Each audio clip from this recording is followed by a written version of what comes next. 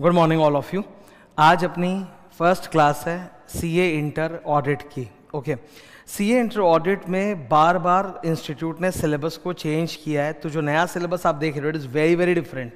ठीक है, पहली क्लास है तो पहली क्लास का एजेंडा क्या होता है। सबसे पहले मैं अपने बारे में इंट्रोडक्शन दूंगा, सिलेबस के बारे में बताऊंगा कि सिलेबस कैसा है, कोर्स कैसे मूव ऑन करेगा, एंड एज अ स्टूडेंट तुम्हारी क्या क्या रिक्वायरमेंट्स है, तुमको कैसे कैसे फॉलो करना है, वो सब कुछ मैं डिस्कस करते जाऊंगा। ठीक है, सबसे पहले मैं थोड़ा सा सब्जेक्ट के बारे में बात करता हूँ। ठीक है, एक चार्टर्ड अकाउंटेंट के लिए ये सी एंट्री क्लास, चार्टर्ड अकाउंटेंट के लिए जो जब हम लोग काम पर जाएंगे, मतलब जब तुम लोग इंटर पास करके आर्टिकलशिप पर जाओगे या फाइनल पास करके सीए इन प्रैक्टिसिंग अपना प्रैक्टिस का काम करोगे, तो सबसे बड़ा काम जो एक चार्टर्ड अकाउंटेंट करता है वो होता है ऑडिट का काम।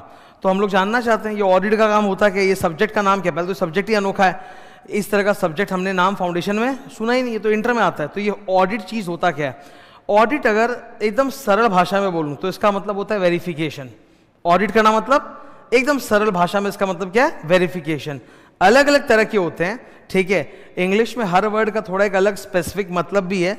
Let me give you one example. ठीक है, तुम जब एग्जाम हॉल में बैठे हुए एग्जाम दे रहे होते हो, ठीक है, तो एक बंदा है जो घूमते रहता है।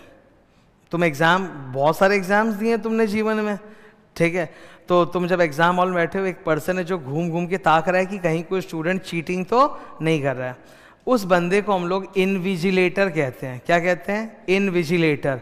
वो ऑडिट नहीं कर रहे हैं, वो कर रहे हैं विजिलेंस। विजिलेंस का मतलब होता है केवल एक निगरानी की कुछ गलत तो नहीं हो रहा है। जैसे मान लो एक स्टूडेंट है एग्जाम हॉल में बैठा है, पेपर देख के बेचारा शॉक में चला गया, उसको कुछ भी नहीं आता, चुपचाप ऐसे देख रहा है, तो क्या इनविजिलेटर आके उसको हेल्प करेगा, टोकेगा, समझाएगा? नो। हाँ, पर अगर वो चीटिंग करेगा तो रोक लेगा। तो कुछ ना करो तो कोई फर्क नहीं पड़ता, पर गलत करोगे तो रोकेगा। तो वो एक्चुअली विजिलेंस कर रहा है। विजिलेंस मतलब निगरानी। Another example I give you. तुम अपने रूम में बैठे घर में पढ़ाई कर रहे हो, ठीक है, चुपचाप अपने रूम में बैठ के पढ़ाई कर रहे हो। थोड़ी देर बाद क्या होता है, तुम्हारी मम्मी तुम्हारे छोटे भाई बहन को भेजती है, जाओ देखो क्या कर रहा है, पढ़ाई कर रहा है कि फ़ोन खेल रहा है।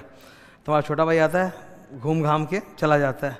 ये मम्मी ने जो करने के लिए भेजा था ऑडिट था क्या? सर ये भी ऑडिट नहीं, ये भी विजिलेंस जैसा ही था, एक ओवरऑल निगरानी।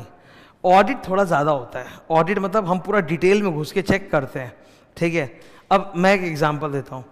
अगर एक छोटा बच्चा है, मतलब मान लो क्लास 2, 3, 4 टाइप का है, ठीक है, तो 2, 3, 4 का बच्चा जो स्कूल का होमवर्क कर रहा है, तो वहाँ तो माँ बाप पकड़ पकड़ के होमवर्क कराते हैं, देखते हैं क्या गलती है नहीं है। वो थोड़ा ज़्यादा हो गया ना, दैट इज़ वेरिफिकेशन। तो ऑडिट थोड़ा ज़्यादा है। Audit is not ordinary vigilance, it is little bit more than that.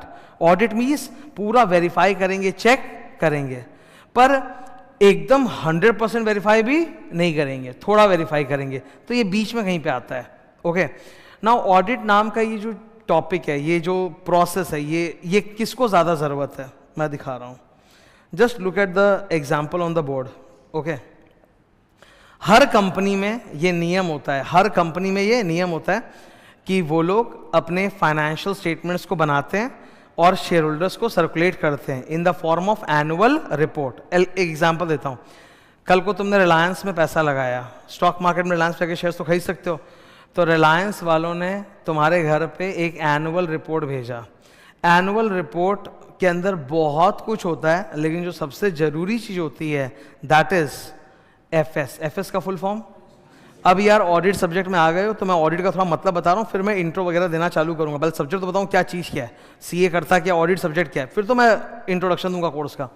तो अब से याद रखना, कभी भी अगर एफएस बोल दूँ तो एफएस का मतलब क्या है? Financial statements. Can you tell me what financial statements में कौन सी 5 चीज़ें आती हैं? Balance sheet, PL, cash flow, सोसी। सोसी का मतलब statement of changes in equity, नाम तो सुना ही होगा, statement of changes in equity. और 5वां क्या आता है? नोट्स। नहीं सुना तो फिर से सुन लो। फाइनेंशियल स्टेटमेंट्स में 5 चीज़ें आती हैं। बीएस, बीएस मतलब बैलेंस शीट, पीएल मतलब प्रॉफिट लॉस, सीएफएस मतलब कैश फ्लो स्टेटमेंट, सोसी, SOCE, सोसी मतलब statement of changes in equity. और 5वां क्या आता है? नोट्स। भर भर के नोट्स होते हैं as per accounting standards. Accounting standard नाम तो सुना ही होगा। अकाउंटिंग स्टैंडर्ड में दुनिया भर के हम लोग को डिस्क्लोजर, एक्सप्लेनेशन डालने पड़ते हैं, वो सारे नोट्स में आते हैं। ये 5 चीज़ को मिलकर बनता है फाइनेंशियल स्टेटमेंट्स। समझ में आ रही बात? ठीक है, तो हर कंपनी अपने शेयर होल्डर्स के घर पे क्या भेजता है? Financial statements. नाउ तुम कौन हो? Share holder.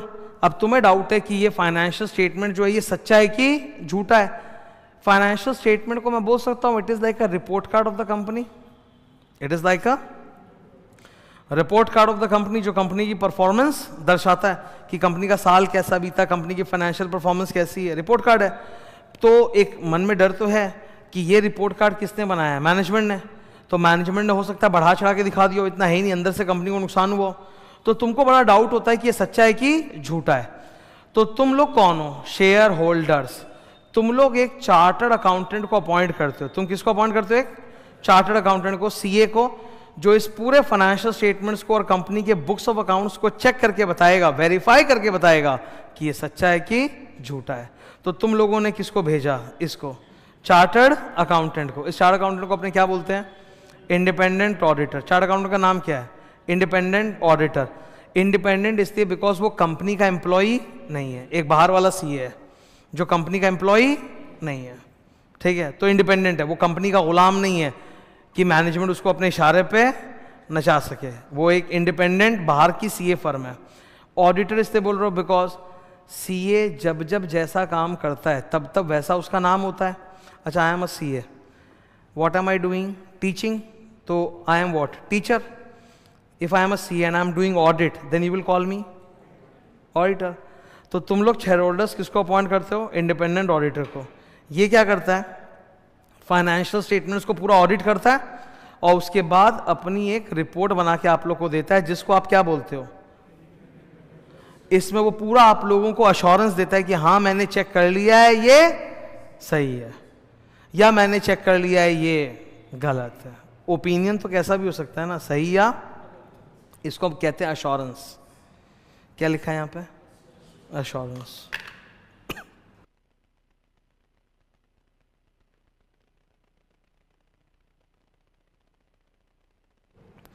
इसको अश्योरेंस कहा जाता है, ठीक है।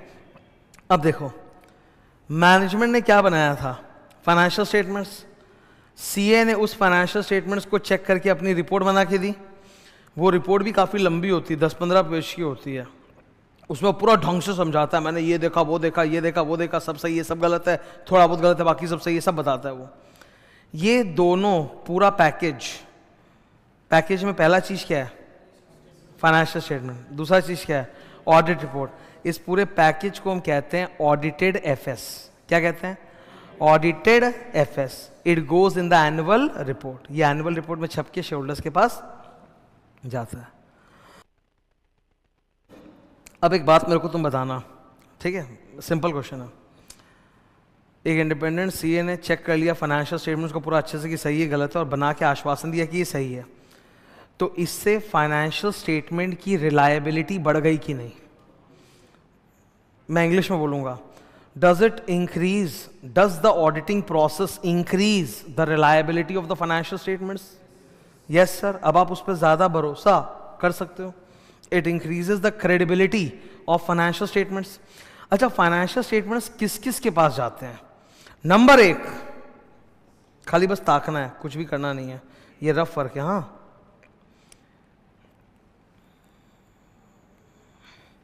नंबर 1 किसके पास जाता है?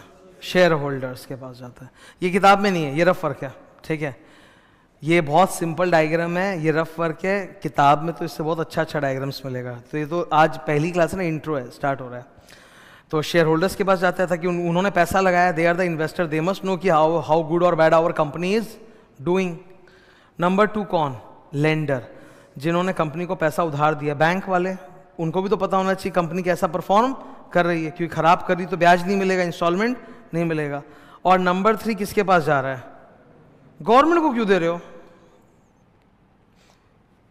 गवर्नमेंट को क्यों दे रहे हो? ब्रैकेट में देखो क्या लिखा है, क्योंकि सर आपके फाइनेंशियल स्टेटमेंट में प्रॉफिट है और उसी प्रॉफिट से तो सरकार टैक्स लेती है ना, उसी पे। तो सरकार को भी देखना है सच्चा है कि झूठा है, ये आदमी सही टैक्स दे रहा है कि कम टैक्स दे रहा है, समझ रहे हो? तो आपके ये ऑडिटेड एफएस कई लोगों के पास जाता है, ठीक है, सिर्फ शेयर होल्डर्स के पास नहीं जाता। अब आज एक नाम बोल रहा हूं, सुन लो, याद रख लेना।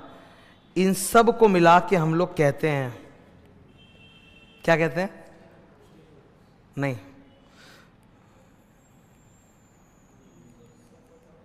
क्या बोलते हैं? यूजर्स ऑफ एफएस, ठीक है। तो the financial statements which are audited by the CA are used by one type of person की many type of person, they are known as users of FS, ठीक है। अच्छा, इस डायग्राम की सहायता से तुमको एक छोटा सा एक बात समझ में आ रहा है कि ऑडिट क्या होता है, ऑडिट का प्रोसेस क्या होता है, ये समझ में आ रहा है। अब मैं हमेशा अपने पहले ऑडिट के क्लास में स्टूडेंट को ऑडिट का परिप्रेक्ष्य कॉन्टेक्स्ट समझाने के लिए एक एग्जाम्पल लेता हूँ। ये एक्चुअली एग्जाम में आया हुआ एक क्वेश्चन है, ये एग्जाम में आया हुआ क्वेश्चन है, पर इतना मस्त क्वेश्चन है, सुनो ध्यान से। Let's say I am a practising chartered accountant और मैं एक क्लाइंट का ऑडिट कर रहा हूँ, ठीक है। क्लाइंट मतलब कंपनी का, वो कंपनी का नाम है HW प्राइवेट लिमिटेड। क्या नाम? HW private limited. Husband wife, husband और वाइफ उसके शेयर होल्डर है। प्राइवेट कंपनी में कितने शेयर होल्डर चाहिए? मिनिमम दो, तो वही दो है। हस्बैंड वाइफ ने मिलकर एक प्राइवेट कंपनी खोल लिया और उस प्राइवेट कंपनी का नाम क्या है? HW private limited. वो लोग उसके शेयर होल्डर्स हैं, ओके। दोनों लोग लुगाई, फ्रॉड है। क्या है? फ्रॉड। पति ने परचेजेस के अंदर 50 तक का फ्रॉड किया है, पति ने परचेजेस में 50 तक का फ्रॉड किया है, और वाइफ ने सेल्स में 2 करोड़ का फ्रॉड किया है। एक से बढ़कर एक है, वो राम मिलाए जोड़ी, क्या कहानी क्या कोड़ी, वैसा है। अब who am I? Chartered accountant auditor. तो मैंने जब इनके फाइनेंशियल स्टेटमेंट्स का ऑडिट किया, अकाउंट चेक किया, तो मुझे ये चोरी पकड़ में आ गई, ठीक है, कि 2 करोड़ 50 लाख चोरी किया। तो मैंने जो अपना ऑडिट रिपोर्ट दिया ना, उसमें मैंने ये दे दिया, ये मतलब खराब है, ये मतलब सही है, ये मतलब खराब है, तो मैंने ये दे दिया। तो दोनों हस्बैंड वाइफ बुलाते हैं, बोले सुनिए, बोलो। हस्बैंड वाइफ बोलते कि देखो, आप ऑडिट किसके लिए कर रहे हो? शेयर होल्डर्स के लिए। हम दोनों ही हैं वो शेयर होल्डर्स, हमें पता है हमने क्या किया है, तो आप फालतू ये रिपोर्ट में लिख के पब्लिसाइज क्यों कर रहे हो? मत लिखो रिपोर्ट में, छोड़ दो, ठीक है। तो हस्बैंड वाइफ क्या बोल रहे हैं मेरे को कि आप ना ऐसा मत करो, आप ऐसा कर दो, क्योंकि आप तो हमको ही बताते हो और हमको पता है कि हम लोगों ने क्या किया है। We are after all couple, we know what we have done, ठीक है। डिस्कस करके करते हैं हम लोग जो करते हैं, तो हम लोग को बताने की ज़रूरत नहीं, हमें तो पता है। Now as a chartered accountant मेरा रिस्पॉन्स क्या होगा? क्या मैं उनकी बात मान के ऐसा कर दूंगा कि नहीं ऐसा ही रखूंगा? नाउ जो कहानी सुनाई है उसके आधार पे ऑब्वियसली दिल से जो आवाज़ आएगी सबके, वो यही आएगी कि नहीं सर आपको ऐसा ही करना है। ये तो सच बात है कि I will not agree to what they are saying, but now I have to give reasons for that. I have to give reasons कि भाई क्यों, क्या कारण है। तो रीजन सुनो, there are many reasons. Number 1 मैं बोलूँगा सुनिए आप दोनों, आपको लगता है कि मेरी ऑडिट रिपोर्ट सिर्फ आपको जाती है, जबकि ये सच नहीं है। It also goes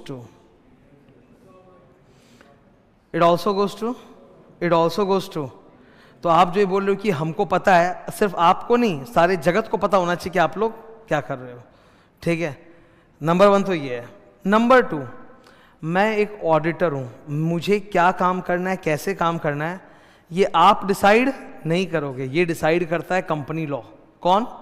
company law. अगर मैं एग्जैक्ट बोलूँ तो section number 143, section number 143 of the companies act, वो बताता है कि what is my duty.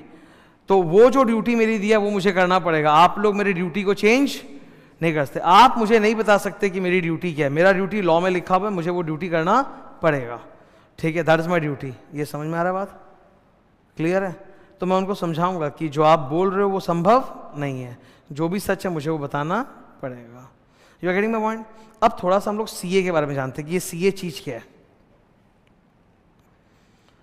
Who is the auditor?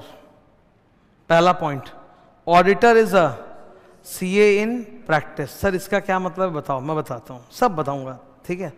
ध्यान से सुनना, ये तो फर्स्ट क्लास है और मैं सीधा ऑडिट सब्जेक्ट ही समझाना चालू कर दिया कि होता क्या, तब मैं इंट्रोडक्शन वगैरह देना चालू करूंगा। बिकॉज पता तो कि सब्जेक्ट क्या है। अरे लॉ तो सबको पता रहता है, क्योंकि फाउंडेशन में एक लॉ पढ़ा हुआ है, या बीकॉम में जो डायरेक्ट एंट्री वाले लॉ पढ़ा हुआ है, तो उनको मालूम है लॉ क्या होता है, तो उतना नहीं बताना पड़ता। लेकिन ऑडिट तो एकदम नहीं पता ना, तो बता रहा हूँ क्या चीज़ है, फिर जाएंगे ना इंट्रोडक्शन वगैरह में।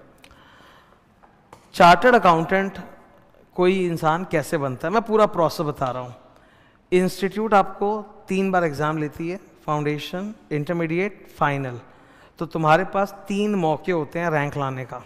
फाउंडेशन में रैंक नहीं आया, कोई बात नहीं, खटो इंटर में आएगा, इंटर में नहीं आया, कोई बात नहीं, खटो फाइनल में आएगा।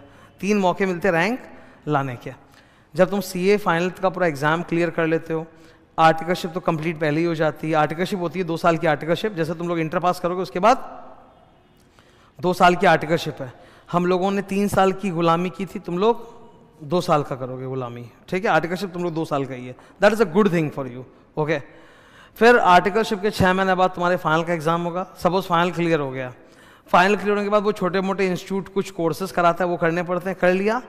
उसके बाद तुम इंस्टीट्यूट को अप्लाई करते हो, भाई मैंने सब कुछ कर लिया अब तो दे दो, तो इंस्टीट्यूट तुमको मेंबरशिप दे देता है।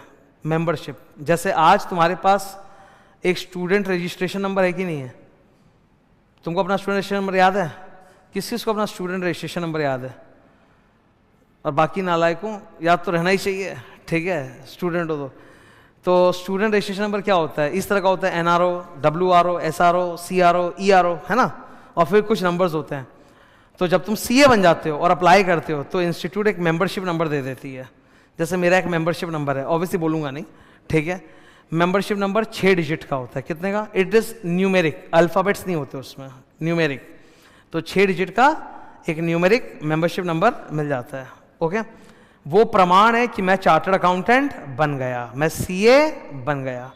अगर मैं बोल रहा हूं मैं CA हूं, इसका क्या मतलब है? इसका मतलब है मैं ICAI का मेंबर हूं और तुम लोग सब ICAI के स्टूडेंट हो और मैं ICAI का मेंबर हूं, ठीक है। इसका ये मतलब है मेंबर। तो अगर मैं मेंबर हूं तो एक मेंबरशिप नंबर तो होना चाहिए, तो मैं बन गया CA। अब CA बनने के बाद 3 ऑप्शंस हैं। पहला ऑप्शन, या तो मैं डिसाइड करूंगा मैं प्रैक्टिस चालू कर रहा हूं। क्या चालू कर रहा हूं? प्रैक्टिस। प्रैक्टिस का मतलब है मैं अपनी एक CA फर्म चालू करूंगा, उसमें मैं क्लाइंट लोगों को ऑडिट का काम करूंगा, लीगल कंसल्टेंसी, टैक्स कंसल्टेंसी, ये सब काम करूंगा। इसको बोला जाता है प्रैक्टिस का काम करना, ओके। दूसरा होता है कि मैं जॉब करूं जाके, कि मैं प्रैक्टिस का काम नहीं करूं, मैं बोला भाई मेरे को एक्सपीरियंस है, मैं कोई कंपनी में जॉब करूंगा। तो जो CA जॉब करता है उसको हम लोग बोलते हैं CA इन सर्विस। क्या बोलते हैं? CA इन सर्विस, ठीक है। तो अभी आपको 2 CA पता चले, CA इन प्रैक्टिस और दूसरा CA in service. CA in service को CA इन इंडस्ट्री भी बोला जाता है, ठीक है। अच्छा, जिन टीचरों से हम लोग पढ़ रहे हैं, हम लोग भी तो CA हैं ना, जिन टीचरों से तुम लोग पढ़ रहे हो हम सभी CA हैं ना। तो हम लोग प्रैक्टिस में, क्या हम लोग प्रैक्टिस का काम करते हैं क्या?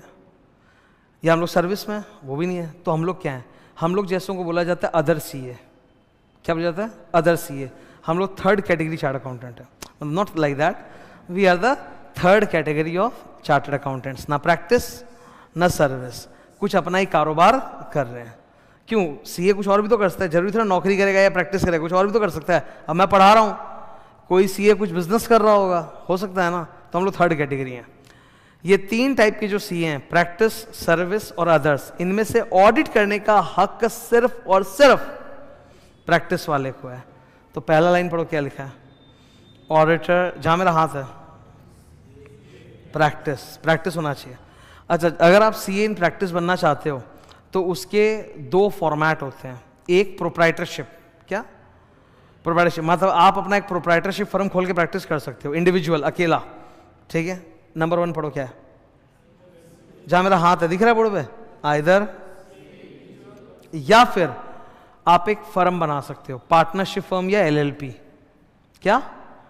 Partnership firm under partnership act या फिर LLP अंडर LLP एक्ट, वो भी चलेगा, ठीक है। ये क्लियर है? आप कंपनी नहीं खोल सकते।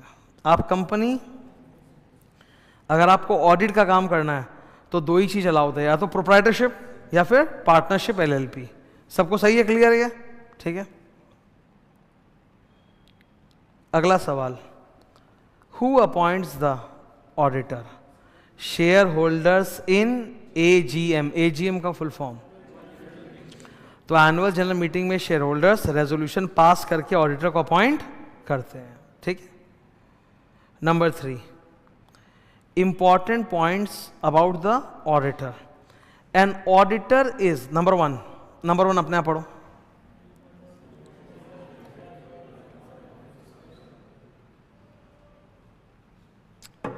क्या बोला? तभी तो तुम उसको इंडिपेंडेंट ऑडिटर बोल रहे हो ना, बिकॉज वो कंपनी का एम्प्लॉई नहीं होता। नंबर 2 पढ़ो। ऑडिटर अगर एम्प्लॉय नहीं है, ऑफिसर नहीं है, तो क्या है sir? He holds a statutory position because the auditor is appointed by the share holders under section. Please section number का कोई चिंता मत करना, ये फर्स्ट क्लास है, अभी तो बहुत सीखना पड़ना बाकी है। सेक्शन नंबर तोते की तरह याद हो जाएगा, ठीक है? अभी खाली बार इंट्रो है। So we are appointed under statute. उस स्टैट्यूट का नाम क्या है? Income tax act, companies act. तो क्योंकि मेरा अपॉइंटमेंट एक स्टैट्यूट के अंदर हो रहा है, इसीलिए इसको स्टैट्यूटरी अपॉइंटमेंट या स्टैट्यूटरी पोजीशन कहते हैं, ठीक है? ऑडिटर को कैसा होना चाहिए? 3 नंबर, मस्ट बी इंडिपेंडेंट। तो इंडिपेंडेंस को लेके बहुत सारे नियम कानून हैं जो सीए इंस्टीट्यूट ने बना रखे हैं और कंपनी लॉ ने भी बना रखे हैं। हो गया? तो अब इतना तो समझ में आ गया ना तुमको कि सर ऑडिट सब्जेक्ट क्या होता है।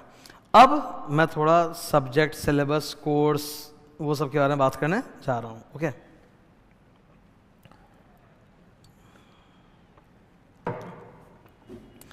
मेरी ऑडिट की जो बुक्स है वो completely as per ICAI study material बनाई हुई है, और सीए इंस्टीट्यूट ने ना ऑडिट का सिलेबस बार बार चेंज किया है। आज के दिन जो हम सीए इंटरमीडिएट का ऑडिट सिलेबस देखते हैं, ये सबसे बड़ा चेंज आया था 2018 में।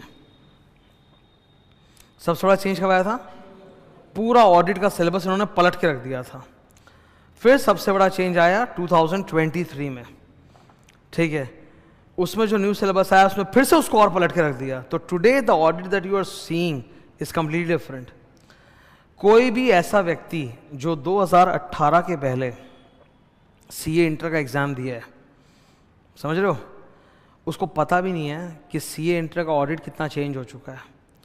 जो तुम्हारे सीनियर लोग घूम रहे होते हैं ना, जिन्होंने 2018 के पहले सीए इंटर दिया था, उनको मालूम भी नहीं है कि नया ऑडिट सिलेबस कितना डिफरेंट है।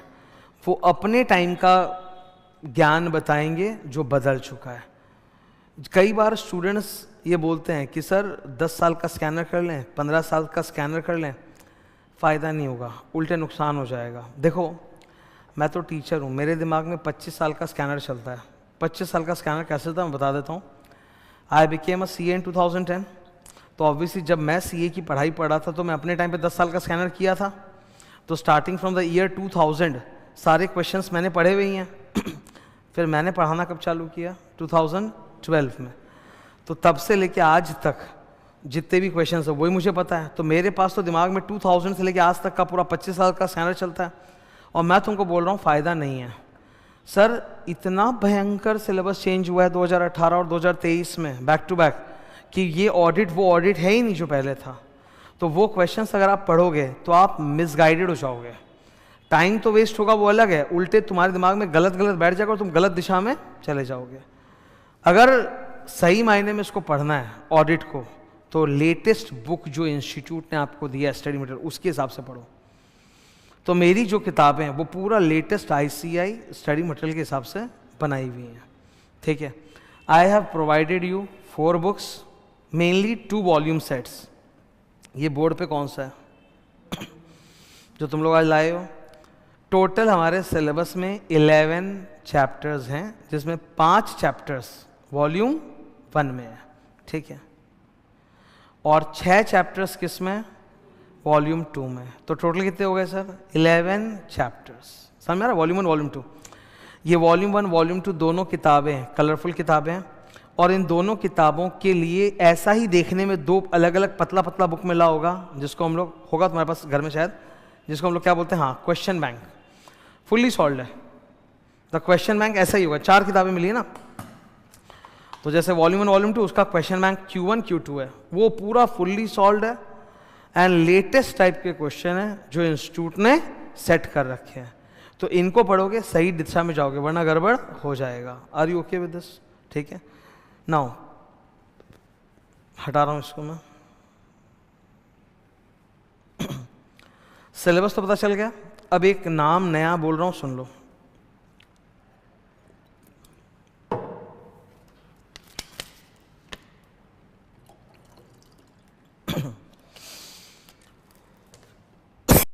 सॉरी, अकाउंट्स में पढ़ते हैं अकाउंटिंग स्टैंडर्ड्स, नाम तो सुना होगा। अकाउंट्स के अंदर क्या आता है? Accounting standards. सर वैसे ही ऑडिट के अंदर भी स्टैंडर्ड्स आता है जो अलग है, जिसको हम लोग बोलते हैं SA, स्टैंडर्ड्स ऑन ऑडिटिंग। तो उसकी एक लिस्ट है, आई विल शो।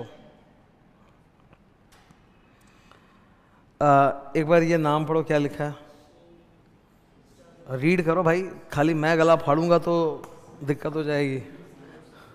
हाँ, CA इंटर, उसके नीचे नाम क्या लिखा है? ये कंप्लीट लिस्ट है स्टैंडर्ड्स का। अब स्टैंडर्ड्स का सर बात ऐसा है कि बहुत सारे होते हैं, there are 46 standards. How many? 46। पर इंटरमीडिएट के सिलेबस में उतना नहीं है, इंटरमीडिएट में कम है। तो इंटरमीडिएट में जो स्टैंडर्ड्स है वो मैं आपको दिखा रहा हूँ, ठीक है? ये लिस्ट है जस्ट एक बार रेफरेंस के लिए, ये तो पढ़ाऊंगा बाद में डिटेल में। ये सब मैं टेलीग्राम पे डालते रहता हूँ, ये सब लिस्ट में बार बार टेलीग्राम चैनल पे रहना, उसमें ये सब कंटेंट आते रहता है, ठीक है? पहला स्टैंडर्ड क्या लिखा है यहाँ? SUC 1। फिर इधर देखो SA मतलब स्टैंडर्ड्स ऑन ऑडिटिंग, SA 200, 210, 220, 230। अच्छा, ये काटा हुआ का मतलब क्या है? सिलेबस में नहीं है, हट गया, बहुत बढ़िया, और काट दो, मतलब और नहीं कटा है, ठीक है? फिर ये 300 सीरीज के स्टैंडर्ड्स आ गए, फिर से खुशखबरी, यहाँ भी सर एक काटा हुआ दिख रहा है। हमको तो पहले ये जानना है कि कितना नहीं पढ़ना है, ठीक है? तो ये भी काटा हुआ है 402। 402 तो काट के सही काम किया। 402 बहुत ही भयंकर लेवल का स्टैंडर्ड है, ये सीधा फाइनल में आता है। फिर ये 500 सीरीज चालू हो गई, इसके अंदर भी सर एक काटा हुआ है 540, वो भी खतरनाक है। ऐसे करके कुछ कुछ काटे हुए हैं, ठीक है? तो ये समझ में आ रहा है? तो हमारे सिलेबस में एक बार मैं तुमको शो कर रहा हूँ, ये लास्ट नंबर कितना लिखा है? 36। नहीं, ऐसे 720 तो ठीक है, नंबर कितना है? 36। और काटे भी कितने, एक बार चेक करो, 1 2 3 4 5 6, 36 माइनस 6 करो, तो अब बताओ तुम्हारे सिलेबस में कितने स्टैंडर्ड्स हैं? 30। और टोटल कितने होते हैं? 46। टोटल 36 नहीं होते, इसके बाद 10 और होते हैं जो तुम्हारे सिलेबस में नहीं, फाइनल में होता है। तो टोटल 46 में से आपके सिलेबस में कितने हैं? 30। अब ये 30 स्टैंडर्ड्स अलग से नहीं है, ये चैप्टर के अंदर ही डाले हुए हैं। जो 11 चैप्टर्स है ना हमारे सिलेबस में, उसी चैप्टर के अंदर ये स्टैंडर्ड्स मिक्स है। चैप्टर के साथ साथ ही हमको इसको पढ़ते रहना है, ये अलग से स्टैंडर्ड्स नहीं है, चैप्टर के अंदर ही है। सर कैसे? अभी दिखा देता हूं, ये हटा रहा हूं मैं एक बार।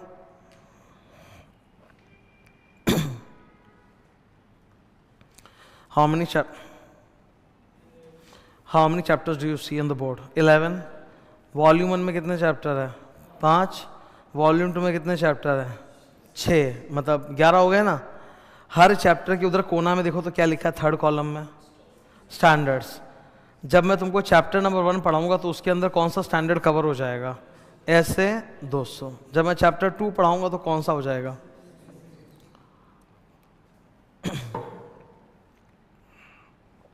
समझ में आ रहा है? तो ऐसे सर वो जो भी 30 स्टैंडर्ड्स है ना, वो इस तरह से आपके अलग अलग चैप्टर्स में समाये हुए हैं, चैप्टर के साथ साथ ही पढ़ना है। ये वाली कागज जो है ये भी टेलीग्राम पे आ जाएगा। ये सब तो बताते रहूँगा, तो फर्स्ट क्लास है, इंट्रो चल रहा है, ठीक है? ये टेलीग्राम पे डाल दूंगा, तुम लोगों को हमेशा पता रहेगा। डन है? तो ऑडिट सब्जेक्ट समझ गए, चैप्टर समझ गए, स्टैंडर्ड समझ गए, ठीक है? अब पढ़ाने पे आने वाला हूँ मैं, ठीक है? पढ़ाने पे आने वाला, लेकिन उसके पहले थोड़ा सा कोर्स इंट्रोडक्शन वगैरह कर रहा हूँ, ध्यान से सुनना। मेरे ऑडिट में जो स्टूडेंट्स के मार्क्स आए हैं भयंकर आए हुए हैं, ओके? कोरोना के पहले जो हाईएस्ट मार्क्स था, आई थिंक इट वाज 90, 92। फिर अभी जो एग्ज़ाम हुआ उसमें 93, 96। नाउ ऑडिट जैसे सब्जेक्ट में 90+ लाना लगभग असंभव है, पर फिर भी वो इन स्टूडेंट्स ने अचीव किया है by their sheer dedication to the subject. बात ऐसी है, तुम जो सब्जेक्ट पे मेहनत करोगे उस पे मार्क्स आएगा। सबसे हार्ड पेपर माना जाता है ये। CA इंटर में 6 सब्जेक्ट्स हैं। अब खुद सोच लो यार, ग्रुप 1 में क्या आता है? अकाउंट्स, अकाउंटिंग स्टैंडर्ड्स बेस्ड है। अकाउंट्स का तो एक प्यार सबको रहता है, 11 12 से प्यार हो जाता है। लॉ, लॉ थ्योरी होने के बावजूद भी काफ़ी एंटरटेनिंग होता है, हो जाता है। टैक्स लंबा है पर अगेन एंटरटेनिंग और इंटरेस्टिंग सब्जेक्ट है। कॉस्ट प्रैक्टिकल है। एफएमएसएम की अगर बात करो तो एफएम तो प्रैक्टिकल है 50 मार्क का, और स्ट्रैटेजिक मैनेजमेंट थ्योरेटिकल है पर इजी और मस्त थ्योरेटिकल है। स्ट्रैटेजिक मैनेजमेंट पढ़ाना सबसे मज़ेदार होता है, पूरा बिजनेस का ज्ञान होता है एकदम। 5 चैप्टर्स है, 50 मार्क से, एक किताब है, पत्ती सी किताब है, पढ़ो और फाड़ दो, इतना भयंकर। फिर लास्ट सब्जेक्ट में, मतलब actually technically not last, paper 5 है, पर सबसे हार्ड है ऑडिट। ऑडिट हार्ड क्यों बन जाता है? एक तो तुम लोग इंटर स्टूडेंट्स हो, तुम लोग कोई सब्जेक्ट पहली बार एक्सपोज हो रहे हो, फिर प्रैक्टिकली कभी होते हुए देखा है नहीं, ना फिल्मों में टीवी में देखा है, कहीं से भी कुछ ज्ञान तो आना चाहिए, वो कभी आता ही नहीं है। फिल्मों में भी कोर्ट का सीन आता है जहाँ वकील है, जज है, पर कभी सीए ऑडिट करता हुआ दिखता है क्या लैपटॉप में? नहीं। एक इन्होंने नेटफ्लिक्स वालों ने सीए के ऊपर एक वेब सीरीज बनाई जिसका सीए से कोई लेना देना नहीं है, गंदी चीज़ को लेके बना दिया है ना, वो सीए टॉपर वाला कुछ। तो सीए वाला जो ये ऑडिट वाला चीज़ है ना, कभी हमने टीवी में, फिल्म में, वेब सीरीज में देखा है और ना कभी पढ़ाई की दुनिया में देखा, फर्स्ट टाइम। तो एक्सपोजर नहीं होने की वजह से जो भी पढ़ाया जाता है, लिखा जाता है, वो समझने में दिक्कत होती है। तो कंसेप्ट की एक इशू आता है, ये पहला। तो उसको टैकल करने का मेरा उपाय हमेशा ये होता है कि मैं जब पढ़ाता हूँ मैं बहुत सारे रेलेवेंट एग्जाम्पल देता हूँ, फालतू के एग्जाम्पल नहीं देता, जो रेलेवेंट एग्जाम्पल है, जो एकदम प्रैक्टिकल एक्सपीरियंस वाले हैं, जो काम आएगा, वो बताता हूँ, जिससे तुमको एक आइडिया मिले कि अच्छा हाँ ऐसे ऐसे ऐसे ऐसे होता है, ताकि कंसेप्चुअली समझ में आए। आज तुमको मैंने अभी एक डायग्राम दिखाया था थोड़ी देर पहले, अभी एक और दिखाऊंगा, रुको, ठीक है, एक और डायग्राम दिखाऊंगा मस्त, उससे पूरा क्लियर हो जाएगा, अच्छा ये होता है क्या, ठीक है। तो कंसेप्चुअल एक्सप्लेनेशन मेरा बहुत डीप रहता है, हर चीज़ में समझाता हूँ ताकि समझने में कहीं कोई दिक्कत नहीं आए। दूसरा, सर ये सब्जेक्ट हार्ड कैसे बनता है? इसकी लैंग्वेज की वजह से। जैसे हर सब्जेक्ट की ना अपनी एक भाषा होती है, अकाउंट्स की एक भाषा है, कॉस्ट की एक भाषा है, लॉ की एक भाषा है, ऑडिट की अपनी एक भाषा है, और जो बाकी सबसे काफ़ी डिफरेंट है। लॉ और ऑडिट में जब स्टूडेंट लोग तुलना करते हैं तो मैं उनको बता देना चाहता हूँ, लॉ कंपैरेटिवली इजी होता है। क्यों? लॉ में अगर आप बात को समझ गए और अपने लैंग्वेज में लिख के आ जाओ, चलेगा, फुल मार्क्स है। ऑडिट में आप बात को समझ गए, अपने लैंग्वेज में लिख नहीं पाओगे, अब्बा डब्बा जब्बा हो जाएगा, अपना लैंग्वेज तुमसे निकलेगा ही नहीं ऑडिट में। तो ऑडिट में क्या होता है, अपने को बुक का लैंग्वेज पकड़ के चलना पड़ता है, समझ में आ रहा है? अब जहां ये बात आ जाती है स्टूडेंट के लिए कि सर बुक का लैंग्वेज याद करना है क्या, तो मर गए, बोला हाँ मर गए। तो ऐसे नहीं मर गए, उसका भी उपाय है। तुमको कोई लाइन बाय लाइन, एक एक लाइन याद, कीवर्ड्स सुने हो कभी ये चीज? कोई तो बोला होगा आज तक, कीवर्ड्स को पकड़ो, वो तो मैं करवा दूंगा, वो आ जाएगा ना तो सब्जेक्ट की भाषा अपने अंदर आ जाएगी। But it requires practice. ये कोई टोटका नहीं है कि जादू टोना है कि ऐसे कर लिए, नहीं, it's a slow process, it takes time. मैं आज अगर यहाँ पढ़ा रहा हूँ तो भाई बहुत समय लगा है, तो वैसे तुमको भी समय लगेगा। You be patient with your self. Student की सबसे बड़ी दिक्कत होती है वो अपने आप को भी समय देना नहीं चाहता, सोचता है हो क्यों नहीं रहा, हो क्यों नहीं रहा। अरे ऐसे नहीं होगा, विद्याधन है ना, बहुत धीरे धीरे आता है, पर आता है तो एकदम ज्ञान के सारे चक्षु खुल जाते हैं। टाइम लगेगा, be patient with your self, करते जाओ, घिसते जाओ, होएगा, पक्का होगा, बढ़िया से होगा, याद हो जाएगा पूरा। तुमको भी उतना ही कॉन्फिडेंस आ जाएगा ऑडिट में कि तुम भी 90+ ला सकते हो। धीरे धीरे, be patient with your self, time लगेगा, एक दिन में नहीं होगा, इट विल टेक टाइम, ठीक है। जहाँ तक लैंग्वेज का सवाल है, वहाँ मेरी चेष्टा ये होती है कि मैं जब भी पढ़ाता हूँ, तुम लोग नोटिस करोगे मेरी बहुत सारी रिवीजन, मैराथन, डेमो वगैरह ये सब यूट्यूब पर डाला हुआ है, तुम देख भी सकते हो। और अभी तो चालू हो गया बैच, तुमको 4 दिन के अंदर ही पता चल जाएगा। मैं जब भी पढ़ाता हूँ ना, I stick to the book language. मैं अपनी लैंग्वेज नहीं थोपता, मैं वही लैंग्वेज में पढ़ाता हूँ जो किताब में लिखी है, क्योंकि मैं जानता हूँ कि स्टूडेंट को किताब का भले ही याद ना रहे, मेरा बोला हुआ क्लासरूम का याद रहेगा। जब हम कोई सब्जेक्ट को पढ़ते हैं ना घर में कभी अकेले में, तो हम लोग को टीचर की आवाज़ में सुनाई देता है। तुम आज मुझसे ऑडिट पढ़ रहे हो, तुम जीवन में कभी भी ऑडिट जब रिवाइज करने बैठोगे, तुम रिवाइज करोगे, तुमको लगेगा तुम नहीं बोल रहे हो, मैं बोल रहा हूँ, तुमको मेरी आवाज़ में रिवीजन होगा पूरा। तो अगर मैं ही कीवर्ड्स बोल दूँ तो अच्छा नहीं है क्या? मैं ही कीवर्ड्स बोल के पढ़ा दूँ, वही याद करो, वही लिख के आओ, बढ़िया नंबर उठाओ, ठीक है। तो ये चीज़ है। तो दो समस्याएं जो होती है, एक होता है कंसेप्चुअल अंडरस्टैंडिंग और दूसरा होता है लर्निंग। तो दोनों का बंदोबस्त है। पूरा मैं प्रैक्टिकल एग्जांपल देके सब समझा भी दूंगा, और लैंग्वेज में भी मैं पढ़ाते वक्त हमेशा कीवर्ड्स यूज करता हूं ताकि वही तुम सुनो, वही याद रखो और वही लिख के आओ। ठीक है, ये बात मैंने आज लॉ के क्लास में सवेरे नहीं बताई थी। आज लॉ का भी फर्स्ट क्लास चालू हुआ, योइड का फर्स्ट क्लास है। थ्योरी टीचर्स में सबसे बड़ा जो चैलेंज आता है वो क्या आता है, ये मैं तुमको किस्सा सुना रहा हूँ। जब मैं पहली बार टीचर बना था 2012 में, थ्योरी टीचर जब लोग पढ़ाते हैं, जैसे सपोज मैं पढ़ा रहा हूँ, सपोज 2012 में हम लोग, एक बार इमेजिन करो, ठीक है। जब मैं पढ़ा रहा हूँ, मैं बहुत अच्छे से पढ़ा रहा हूँ, सब समझा रहा हूँ, सब समझ में आ रहा है, ओके खत्म। स्टूडेंट घर जाता है, बुक खोलता है और पढ़ना चालू करता है, समझ में नहीं आ रहा। स्टूडेंट बोलता है सर जो क्लास में बोले वो तो समझ में आया था, पर जो बुक में लिखा वो समझ में नहीं आ रहा, बिकॉज सर की भाषा और बुक की भाषा अलग है, मैच नहीं हो रहा, समझ में नहीं आ रहा, याद नहीं हो रहा। ये फीडबैक मेरे को उस दिन आ गया था जब मैंने पढ़ाना चालू किया। तो मैंने फिर बदल दिया पढ़ाने का स्टाइल। मैं बोला आज से जब भी मैं समझाऊंगा स्टूडेंट को तो मैं अपनी भाषा में, जो बुक में लिखा है, जैसे लिखा है, जिस तरीके से लिखा है, मैं उसी तरीके को एकदम फॉलो करूंगा, ताकि मेरे पढ़ाए हुए में और किताब में स्टूडेंट को कोई दिक्कत नहीं हो। ये सबसे बड़ा चैलेंज होता है थ्योरी टीचर्स के साथ। वो थ्योरी टीचर्स जो क्लास के पहले होमवर्क नहीं करते, मतलब देखो हम लोग टीचर है बॉस,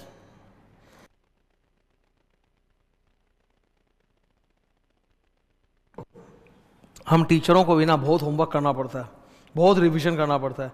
मैं आज अगर तुमको आके पढ़ा रहा हूँ, मुझे कितना मेहनत करना पड़ता है मैं जानता हूँ, तुम लोग बिलीव नहीं करोगे। बाकी टीचर बताएंगे नहीं सच क्या है, दे विल एक्ट कूल। मैं सच बता देता हूँ, मेरी फर्स्ट क्लास होती है तो उसके लिए भी मुझे लिखना पड़ता है कॉपी में कि फर्स्ट क्लास में मुझे क्या क्या टॉपिक पे बोलना है, क्या बोलना है, नहीं बोलना है, सब कुछ, ताकि मैं सारा इंपॉर्टेंट इन्फॉर्मेशन सुंदर तरह से कवर कर सकूं। फर्स्ट क्लास में जो भी चैप्टर मैं पढ़ाऊंगा, सपोज चैप्टर 1, तो वो भी मैं रिवाइज करके बैठता हूँ। ठीक है, तो जो टीचर्स भी मेहनत करते हैं ना, क्लास के पहले पूरा होमवर्क रिविजन करते हैं, तुम हमेशा पाओगे उनकी बात और किताब की बात एक साथ है, मैच कर रही है। और जो नहीं करते हैं मैच भी नहीं करेगा। और इसमें नुकसान सबसे बड़ा किसका है? स्टूडेंट का।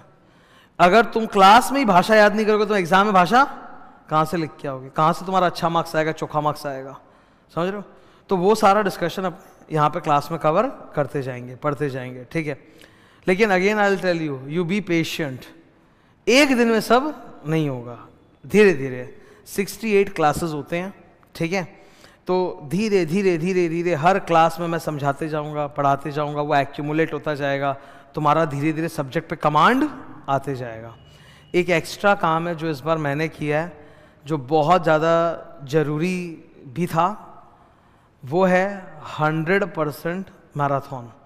ऑडिट एक ऐसा सब्जेक्ट है जिसको लेके सबसे बड़ी दिक्कत आती है स्टूडेंट का, सर हम पढ़े थे हम भूल गए, हम पढ़े थे हम भूल गए, बार बार आती है दिक्कत, बार बार ये दिक्कत आती है। हम पढ़ा था सर, घर पे रिवाइज किया था, फिर हम भूल गया, हम पढ़ा फिर भूल गया। इसको सॉल्व करने का एक ही तरीका है, मल्टीपल टाइम्स रिवीजन, जितना हो सके उतनी बार रिवीजन। मतलब ऑडिट सब्जेक्ट में तो तुम ये ध्येय बना लो अपने लिए कि 8 बार 10 बार 12 बार मैं गिनती नहीं करूंगा, मैं रिवाइज करते जाऊंगा। You will become better and better with each and every revision. तो मैंने क्या किया, 100% मैराथन रिविजन्स बना के अपने यूट्यूब पर डाल दिए। यूट्यूब चैनल पे मेरे जाओगे, वहाँ प्लेलिस्ट आएगा एक सीए इंटर ऑडिट मैराथन, उसके अंदर चैप्टर बाय चैप्टर मिलेगा। अभी चालू हुआ है प्रोसेस, तो एक बड़ा वाला है और भी आते जाएंगे धीरे धीरे। ठीक है, ये जो रिविजन्स है ये 100% का मतलब क्या होता है? टिपिकली ऑडिट बैच चलता है सपोज 170 आवर्स का, पूरा बैच जो अपना होता है 68 क्लास, लेट से कितने का है? 170 घंटे का। तो मैराथन होता है तुम्हारा 15-20 घंटे का। तो नॉर्मली जितने भी मैराथन होते हैं ना, उसमें कोई भी टीचर बेचारा 20% के ऊपर रिवाइज, 20% सिलेबस से ज़्यादा रिवाइज करा ही नहीं सकता। लेकिन ये वाला मैराथन जो मैंने लिया ये 100% है। मतलब जो किताब में तुमको दे के पढ़ाऊंगा, जो कॉपी नोट्स बगल में लिखूंगा, वो सब एज इट इज दिखाकर पूरा मैं रिवाइज कराऊंगा फुल 100%। तुम उसका सैंपल भी जाके देख सकते हो मेरे चैनल पे। तो तुमको क्या करना है, अगर तुम मेहनती हो तो बहुत अच्छी बात है, लेकिन तुम अगर आलसी हो, कोई बात नहीं है, कम से कम इतना मेहनत कर लेना कि मेरा वो ऑडिट का जो 100% मैराथन्स है वो बार बार देखते रहना, सुनते रहना, उससे बार बार ऑडिट रिवाइज होते जाएगा, लैंग्वेज तुम्हारे अंदर घुस जाएगी। उसको बनाने का मकसद ही एक यही था कि एग्जाम के पहले जो गैप मिलता है ना अपने को 1-1.5 दिन का, सपोज जैसे paper 4 I think is cost, तुम कॉस्ट का एग्जाम दोगे 2 से 5 होता है दोपहर में, 5 बजे एग्जाम थी, 6 बजे अपने घर पहुंचे। अब तुमको परसों की चिंता है कि परसों सर पेपर ये 5 का एग्जाम है ऑडिट का, कुछ नहीं, तुम वो मैराथन खोलो, 100% पूरा बुक कॉपी पढ़ाया हुआ एकदम, उससे तर याद करना चालू करो, नेक्स्ट डे इवनिंग तक तुम्हारा पूरा ऑडिट रिविजन हो चुका होगा, फुल 100%, और तुम एग्जाम के लिए एकदम परफेक्ट तैयार हो जाओगे। पर मैं ये बोल रहा हूँ कि प्लीज़ एग्जाम टाइम तक का वेट ना करो, जब मौका मिले शुरू में, जब भी खाली जा रहे हो, बस में हो, उसको देखना चालू करो, याद करना चालू करो, उससे याद हो जाएगा, चैप्टर बाय चैप्टर, ठीक है, धीरे धीरे।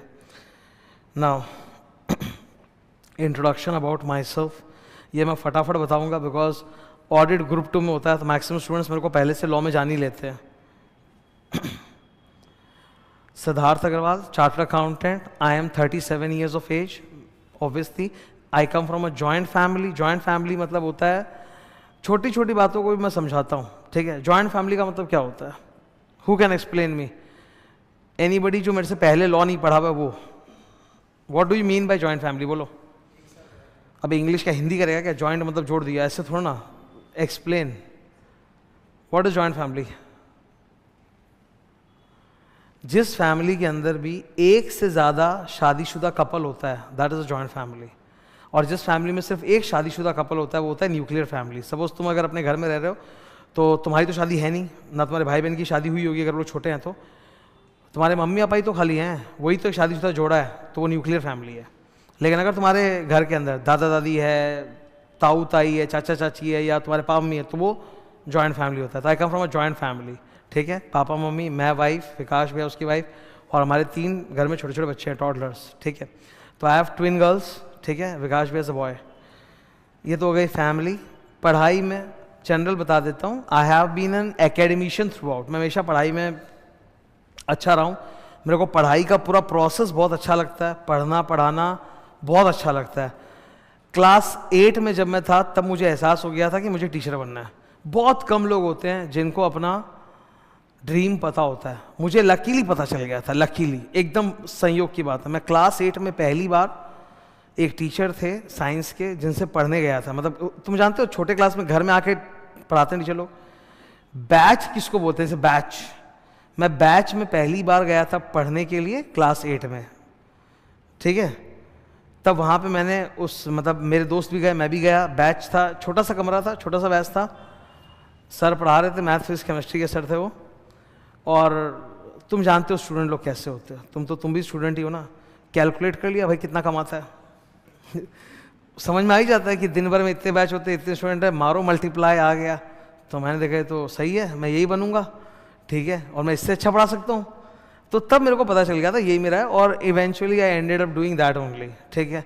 हर किसी को ये पता नहीं होता कि वो किस चीज़ के लिए बना है, मुझे जल्दी पता चल गया था। तो मैं पढ़ाई में अच्छा हूँ हमेशा से, मेरा बैकग्राउंड साइंस का, 11th-12th साइंस से था, लेकिन फिर मैंने CA में आ गया था मैं, और CA के अंदर ही फिर 2012 से मैं पढ़ा रहा हूँ। एक मेरी जीवन में खुशकिस्मती हुई थी, ये भी एक संयोग ही है, उस वक्त तो बहुत बुरा लग रहा था मेरे को, लेकिन आज अच्छा लग रहा है। I went to Chennai, KPMG। उस वक्त मेरे को बहुत दिक्कत हुआ था, लेकिन आज उस KPMG चेन्नई की वजह से ही मेरे ऑडिट पढ़ाने में एक लेवल आ चुका है। It is one of the big 4 firms, there are top 4 accounting firms in the world, top 4, PwC, EY, KPMG, Deloitte, तो उसमें से एक है KPMG। इंडिया में एक ग्रोइंग है एकदम KPMG भी, ठीक है, कई लोगों के मुंह से सुन लोगे। तो मैं इसमें काम किया चेन्नई में, तब मुझे पता चला कि यार ऑडिट असली में क्या होता है। आर्टिकलशिप में भी ऐसा ऑडिट सीखने को नहीं मिला था, इंटरनेशनल लेवल के ऑडिटिंग प्रैक्टिसेस देखने को मिले थे मुझे यहाँ पर। तो वो सारे एग्जाम्पल्स जो सीखे वो बहुत ज़्यादा हेल्प करते हैं मुझको भी और स्टूडेंट्स को भी समझने में, पढ़ने में। पर हाँ, मैं इतनी मर्यादा ज़रूर रखता हूँ कि जब मैं एग्जाम्पल दे रहा हूँ, पढ़ा रहा हूँ, तो मैं आउट ऑफ कॉन्टेक्स्ट नहीं जाता, मैं केवल उतना बताता हूँ जो मुझे कॉन्टेक्स्ट में ज़रूरी लगता है। जैसे कई बार क्या होता है, टीचर लोग बह जाते हैं, मतलब एक चीज़ बोल रहे हैं, एग्जाम्पल दे रहे हैं और आउट ऑफ द ट्रैक, तो मैं वो नहीं करता। I keep it limited to the topic, to the subject, ठीक है। तो उतना मैं बाउंड्री रखता हूँ, वरना क्लासेस बहुत फैल जाएंगी, तो मुझे उतना फैलाना नहीं है। I want to complete the batch in a decent number of classes, ठीक है। पहले कोरोना के पहले जब मैं पढ़ाया करता था ना, तो मेरे बहुत क्लासेस होते थे, पर फिर कोरोना के बाद से क्या हो गया, all of us became online teachers. Today every teacher that you learn from is practically an online teacher. Sir, why online teacher? Because hardly 1% of the crowd sits in the class. 99% of the crowd watches on Google Drive. तो हम लोग सब तो क्या बन गए, online teacher. अब online में एक समस्या क्या होती है, अगर आप ज़्यादा क्लासेस लो तो स्टूडेंट घर में देख नहीं पाएगा, क्योंकि स्टूडेंट तो स्टूडेंट है ना।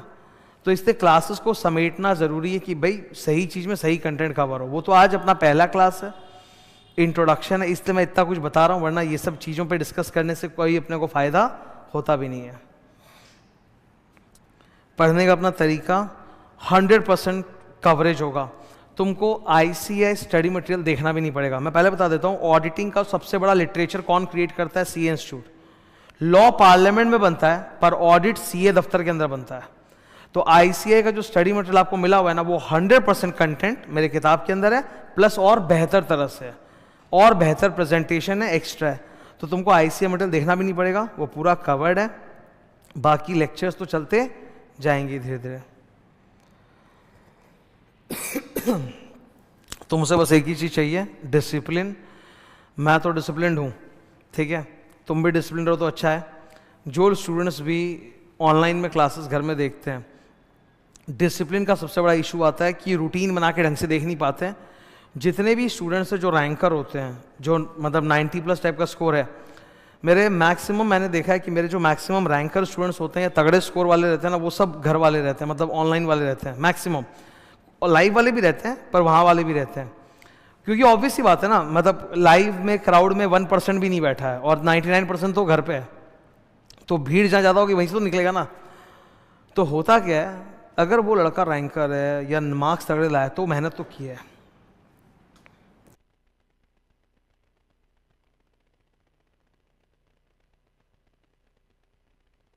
टीचर तो जाके तुम्हारे लिए एग्जाम दे नहीं सकता ना, मैं तो खाली पढ़ा ही सकता हूँ ना। जाके एग्जाम तो तुमको ही देना पड़ेगा, तो डेडिकेशन तो तुम्हारा ही है, राइटिंग स्किल तो तुम्हारा ही है। तो डिसिप्लिन के साथ जिन्होंने भी किया है उनको अच्छे नंबर आए हैं, और जो डिसिप्लिन से नहीं कर पाए उनको दिक्कत हुआ है। देखो, अब मेरी कोशिश यही होती है कि मेरे लिए जो कमज़ोर से कमज़ोर स्टूडेंट है उसको भी मैं प्रायोरिटी दूं, अच्छे से पढ़ाऊं, समझाऊं, मेरी वही चेष्टा रहती है। इसीलिए मैंने पूरा 100% मैराथन लेके डाला। नॉर्मली देखो बता देता हूँ, 100% मैराथन कोई टीचर नहीं डालता। क्यों नहीं डालता? अरे सारा का सारा जो बुक कॉपी नोट्स जो मैंने तुमको पढ़ाया वही अगर मैं दिखा के यूट्यूब पर डाल दूँ तो मन में डर नहीं रहता कि स्टूडेंट तो क्लास ही नहीं लेगा। बहुत सारे स्टूडेंट्स होते ही हैं, और सारे स्टूडेंट्स का कमोबेश बदमाशी जो होता है वो थ्योरी पेपर में ही होता है कि प्रैक्टिकल तो हम इज्जत से जाके पढ़ लेंगे, लाइव बैच अटेंड कर लेंगे, और थ्योरी जो है हम जैसे तैसे घर में मैनेज करके कर लेंगे, बिकॉज वो स्कूल टाइम से आदत पड़ी हुई है। जैसे 11-12 में अकाउंट्स तो रोज पढ़ते थे, इकोनॉमिक्स एग्जाम में वो आदत यहाँ पे भी चलती है। फिर भी मैंने पूरा 100% डाला कि नहीं, जो नहीं ले हमको मतलब नहीं, जो ले कम से कम उसको तो एकदम फायदा हो कि वो बार बार रिवाइज कर सके। क्योंकि ऑडिट में तो बार बार मैं यही सुनता हूँ कि सर पढ़े थे और भूल गए। तो ठीक है, अगर मेरा ही पढ़ाया हुआ रिवीजन मैराथन तुम्हारे पास हमेशा है तो तुम बार बार रिवाइज करके उसको परफेक्ट कर सकते हो कि नहीं कर सकते हो। तो मैं जितना अपनी तरफ से बेस्ट करना चाहता हूँ वो करता हूँ, और आगे और अच्छा करता रहूँगा। बाकी तुमसे खाली डिसिप्लिन की अपेक्षा है कि तुम डिसिप्लिन होकर सारे क्लासेस देख लो। ये डायग्राम ना, ये सबसे इंपॉर्टेंट है। बार बार पढ़ेंगे, बार बार भूलेंगे, पर हर बार कम पढ़ना पड़ेगा और हर बार कम भूलेंगे। ठीक है, पढ़ना तो पड़ेगा, भूलेंगे भी, पर कम कम कम, अगली बार एफर्ट और कम हो जाएगा। That is why I believe in infinite revision, not like कि 2 times और 3 times। बुक में आ जाओ प्लीज। ठीक है, okay, I think I have covered everything. Still if you have any doubt तुम पूछ सकते हो।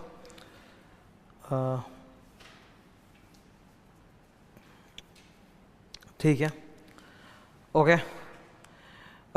ऑडिट में एक दो खास बात है जो मैं सबको बता देना चाहता हूँ। सब्जेक्ट चालू हो रहा है तो सुन लो ध्यान से। मैं जब पढ़ाऊँगा तो मैं बहुत कुछ लिखूँगा, हाईलाइट करूँगा, मेरे साथ साथ करते रहना। जितना ज़्यादा तुम्हारी बुक हाईलाइटेड रहेगी, मार्क्ड रहेगी, कैप्शंस नोट्स लिखे रहेंगे, उतना ज़्यादा पढ़ने में आसानी होगा। ऑडिट में स्टेशनरी बहुत ज़्यादा इंपॉर्टेंट है।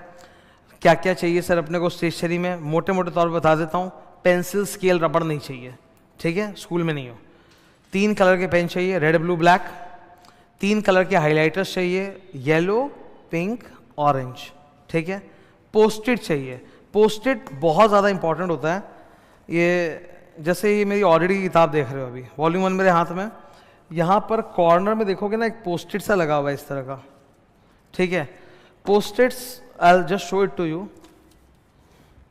ये ऐसा आता है, कुछ स्टेशनरी की दुकानों में मिलता है। ये इसको पोस्ट-इट बोलते हैं। जाके बोलोगे पोस्ट-इट, पत्ते पत्ते छोटे छोटे आते हैं, स्टिकर्स टाइप के। इसका पर्पस क्या होता है? ऑडिट में लंबे लंबे चैप्टर्स हैं, साइज नहीं पता तो दिखा देता हूँ। ये जरा एक बार बोर्ड पे नज़र करो सर। चैप्टर 3 कितने पन्ने का है? अबे दिख रहा है कि नहीं दिख रहा है तुम लोगों को? चैप्टर 3 कितने पन्ने का है? चैप्टर 3 1 बता दे, 5 बता दे, 3 मत बता। चैप्टर 3 कितने पेज का है? 60। चैप्टर 4 5। दिख रहा है? आपको लगता है एक सेशन में कर पाओगे कि मल्टीपल क्लासेस लगेंगे? बहुत लगेंगे ना। स्टूडेंट की प्रॉब्लम क्या होती है, जब वो एक चैप्टर पढ़ता है, सपोज 20 पन्ने पढ़ लिए, पढ़ के बंद किया, अगले दिन किताब उठाएगा, अब वो ये नहीं करेगा कि 21 पेज में जाएगा ना। अरे कल वाला जो 20 पेज पढ़े थे ना, एक बार पहले अपने आप को चेक करें याद है कि नहीं। डेफिनेट सी बात है, पूरा तो याद होगा नहीं, हल्का फुल्का याद होगा और बाकी भूल गए होंगे। अरे मैं तो भूल गया, चलो रिवाइज करते हैं, तो 20 पेज रिवाइज मारेगा। अब 20 पेज रिवाइज मारने में एनर्जी और एंथुसियाज्म जो यहाँ था, यहाँ वो एक फिल्म का डायलॉग है ना, उरी का, हाउ इज द जोश, इट इज गॉन। क्योंकि आप शुरू में जोश एनर्जी ज़्यादा होता है पढ़ते वक्त, तो समझ दो तुम पढ़ाई करने बैठो, जोश एनर्जी ज़्यादा होता है, जैसे जैसे आगे बढ़ते हो ठंडा होते जाते हो, एकदम ठंडा। रात तक घर पहुंचोगे आइस कोल्ड बन जाओगे, पूरा जोश एनर्जी खत्म। तो अब तुम 20 पेज रिवाइज क्यों कर रहे हो यार? तुमको बोल तो दिया, गायत्री मंत्र याद कर लो, पढ़ेंगे तो भूलेंगे, भूलेंगे। हाँ भूल गए तो हर बार वही पढ़ते रहेंगे क्या? 21 नंबर से चालू करो। कौन हेल्प करेगा? ये 20 पेज जब खत्म हुआ, जहां तक पढ़ा स्टिकर लगा दिया। तो इससे अगले बार जब बैठोगे तो सीधा यही पेज खोलोगे और आ जाओगे 21वें नंबर पे, वहां से चालू। तो पोस्ट-इट्स बहुत इंपॉर्टेंट होते हैं। It is like a bookmark, it helps you to pick up from the place where you exactly left. छोटी बात है पर बहुत इंपॉर्टेंट है। नहीं तो होता क्या है, स्टूडेंट एक ही चीज बार बार पढ़ते रहता है और नया चीज पढ़ नहीं पाता है, ठीक है। तो you carry the stationeries with you. एक वाइटनर जरूर रखना अपने साथ। आजकल बहुत अच्छा चीज आ रहा है वाइटनर। एक होता है कि लिक्विड वाइटनर, वो गंदा होता है, वो एकदम बदबू होता है, पूरे हाथ नाखून सब गंदे हो जाएंगे। करेक्शन टेप क्या बोलते हैं, दुकान में जाओगे मिलेगा, ठीक है। See even today I carry a stationery pouch. तुम लोग कितने के हो गए? तुम 18-19 के हो गए ऊपर से ऊपर। आई एम 37, ऑलमोस्ट डबल।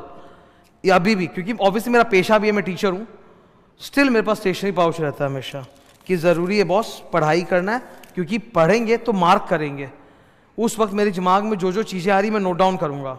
अगर मैंने नहीं किया उस वक्त तो मैं भूल जाऊँगा बाद में, और अगर मैंने नोट डाउन कर दिया तो परमानेंट किताब में रहेगा कि नहीं रहेगा। This is a correction tape. देख रहा है?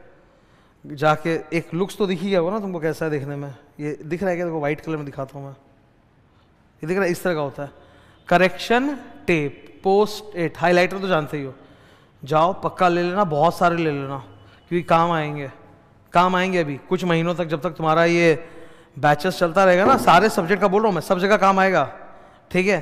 कुछ भी गलत लिखा, जैसे मान लो तुमने अपने, होता नहीं कई बार कुछ लिख दिए, सपोज ओ ये तो गलत हो गया, काटो, तो ऐसे नहीं, वाइटनर लिया चला दिया। नोट्स जितने साफ सुथरे रहेंगे, अच्छे रहेंगे ना, उतना तुमको फ्यूचर में रिवीजन में फ़ायदा होगा, ठीक है।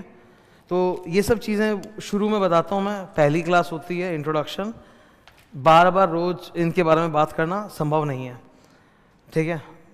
यहाँ तक एक आइडिया हो गया। अब I am going to start audit, ठीक है। यहाँ तक ठीक है, सब कुछ सब क्लियर है। I think I have covered everything. एक बार इनका भी सवाल देख लेते हैं क्या पूछा गया है मुझसे। नमस्ते, good morning, hello, is this class for Jan 25? It is for 2025 for all exams. Class में मज़ा आ रहा है, थैंक यू। क्लास बहुत इंटरेस्टिंग है, thank you. Best book, best class, thank you sir. How can I get notes? अरे वो तो books तो भाई क्लास के साथ ही मिलता है। जो लोग स्टूडेंट्स ने भी क्लास दिया, संग संग की बुक्स दिया जा चुका है। बुक्स ऑलरेडी पहले से मेरे पास थे और वो सब दिया जा चुका है स्टूडेंट को। और हाँ, एक चीज़ मैं बोल देता हूँ, अगर तुम वो पूछना चाहते हो, कुछ स्टूडेंट्स का ये रहता है कि सर जैसे अब मैं कैसे समझाऊँ, मैं सपोज पढ़ाते तो कुछ लिख रहा हूँ, तो सर वो लिखे हुए नोट्स दे दो, मतलब समझ रहे हो क्या? नहीं, लिखे हुए नोट्स दिए नहीं जाते, आपको हार्ड बुक दिया जाता है। हार्ड बुक में जब मैं पढ़ा रहा हूँ, जब मैं लिख रहा हूँ, मार्क कर रहा हूँ, तुम्हारे सामने लिखूंगा, तुमको मेरे साथ साथ लिखना है, ठीक है। ड्रॉ करना प्रैक्टिस, थोड़ी हाथ तो चले भाई। एक तरफ में बोलते हैं राइटिंग प्रैक्टिस दो, तुम देखते हो सारे स्टूडेंट बोलते हैं राइटिंग प्रैक्टिस बहुत जरूरी है, राइटिंग प्रैक्टिस बहुत जरूरी है, राइटिंग प्रैक्टिस बहुत जरूरी है, मॉक टेस्ट देना चाहिए, मॉक टेस्ट देना चाहिए, राइटिंग प्रैक्टिस जरूरी है। और यहाँ मैं क्लास में पढ़ा रहा हूँ, लिख रहा हूँ, नोट्स है, उसमें लिखना नहीं, उसमें ऐसे करना है। ये क्या मूवी हॉल में आए हो क्या? लिखना पड़ेगा, साथ में नोट्स बनाना पड़ेगा, हाईलाइट करना पड़ेगा। इतना भी लेजी होने से काम कैसे चलेगा? इज नॉट लाइव, नहीं, आई एम लाइव। डाउट्स के लिए इशारा होगा, मैं डाउट्स बताता हूँ, सारे बताऊंगा, ठीक है, पर मेरे को समय देना पड़ेगा। You have to give me time, be patient. अगर मैं कोई बात बोल रहा हूँ, कोई कंसेप्ट पढ़ा रहा हूँ, तो बीच में रिदम तोड़ के डाउट बताने से देखता हूँ रिदम सत्यानाश हो जाता है, इसलिए मैं वो नहीं करता। मेरे को दिख रहा है, जैसे तुम लोग यहाँ सवाल पूछते हो, मेरे को दिख रहा है बाजू में लिखा हुआ है, ठीक है। क्लास में तुम हाथ उठाओगे, मेरे को दिख रहा है हाथ उठा रहे, मैं थोड़ी देर बाद रिस्पॉन्ड कर दूंगा, जब मैं बात बोली खत्म कर लूंगा तब मैं रिस्पॉन्ड करूंगा, डाउट बता दूंगा, ठीक है। डाउट्स के लिए आज सुबह भी बोला था, आज एक बार फिर बोल देता हूँ। ऑलरेडी क्लास है, फ्रेश बैच है, फ्रेश चैप्टर है, फिर से सुन लो।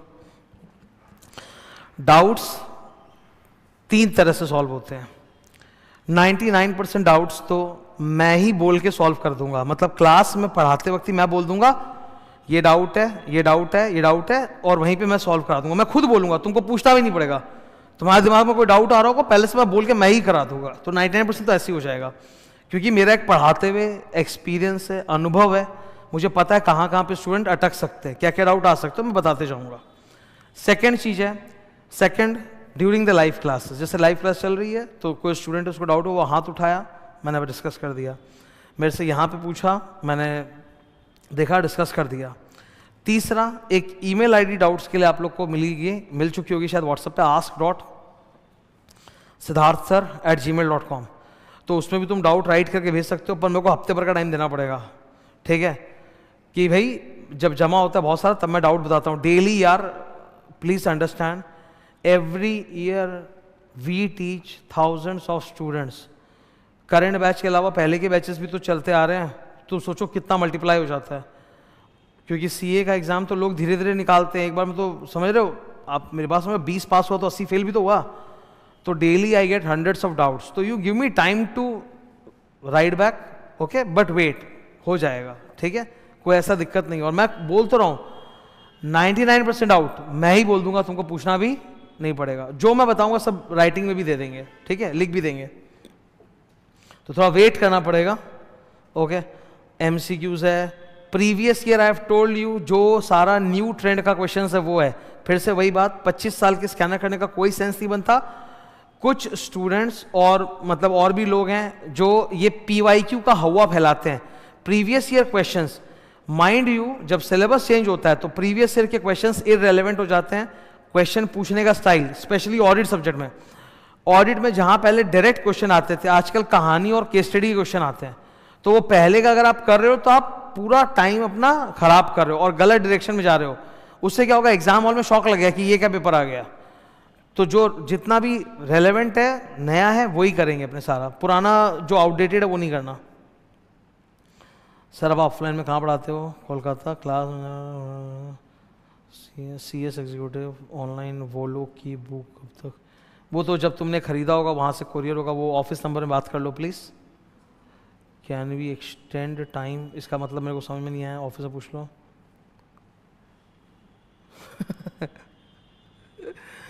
भाई फीस तो मेरे क्वालिटी के ऊपर डिपेंड करती है ना, हर चीज़ को चीज़ एंड चौक कंपेयर नहीं हो सकता। अच्छा काम करोगे तो अच्छी कीमत मांगोगे। आज तुम भी जब तुम लोग सब जब सीए बन जाओगे तो क्या तुम लोग सबका जो जॉब का पैकेज होगा वो सेम अमाउंट का होगा? तुम में से किसी को 6 लाख का पैकेज भी मिलेगा, किसी को 10 का भी मिलेगा, किसी को 20 का मिलेगा, किसी को 60 का भी मिलेगा। तो जो जिस लायक होता है वो उस लेवल की कीमत कमांड करता है।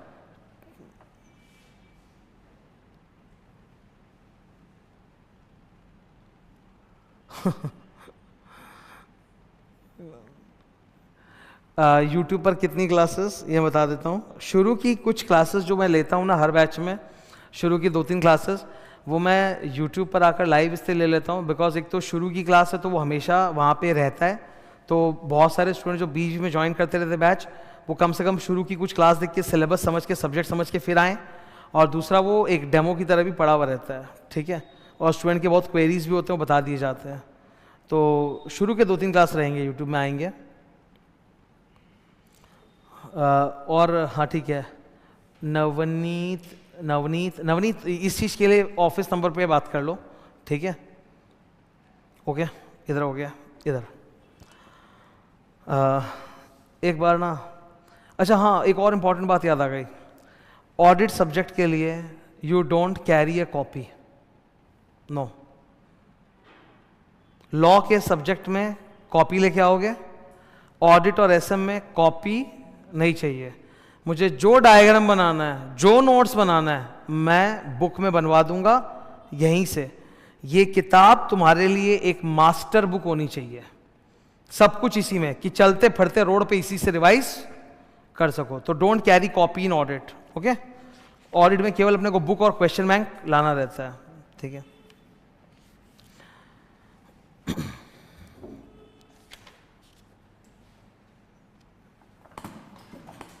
Now start with me.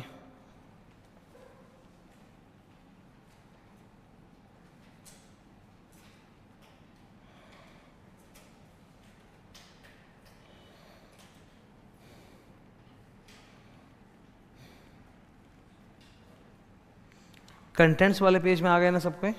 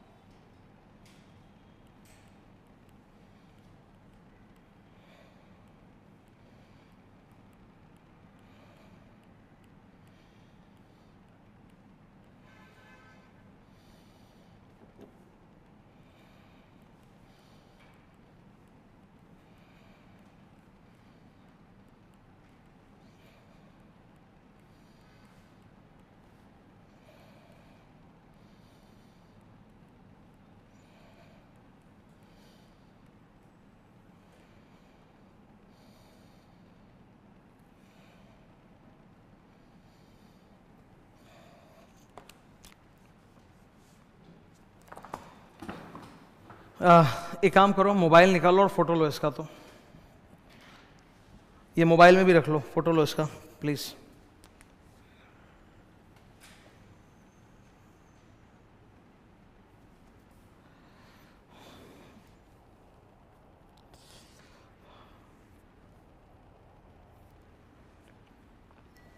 ठीक है, हो गया, ओके। तो मोबाइल में भी रख लो और कॉपी में यहाँ पे बना लो। इससे तुमको दिख रहा है ना भाई कि अपने सिलेबस में इतने स्टैंडर्ड्स और कौन कौन सा स्टैंडर्ड किस चैप्टर में आ रहा है। ये तो बार बार देखते देखते याद हो जाएगा, तो पता होना चाहिए, ठीक है।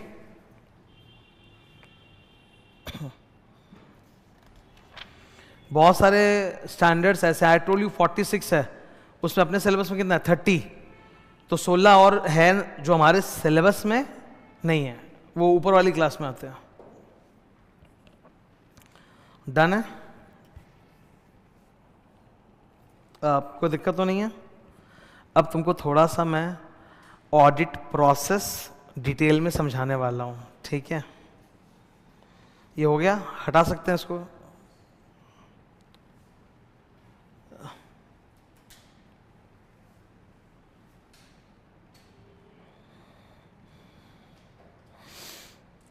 हाँ,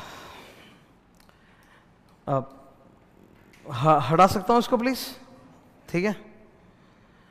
ओके, अंदर जाने के पहले I want to show you a very good process diagram. ये देख रहे हो बोर्ड पे प्लीज, ठीक है। ऐसा कुछ अभी आज तो एक बार फोटो ले लेना, पर बाद में इसको ना बुक में लिख लेना तो बढ़िया रहेगा, ठीक है। कॉपी में मत लिखना। कहाँ लिखना है? बुक में। बुक में सर कहाँ लिखूंगा मैं?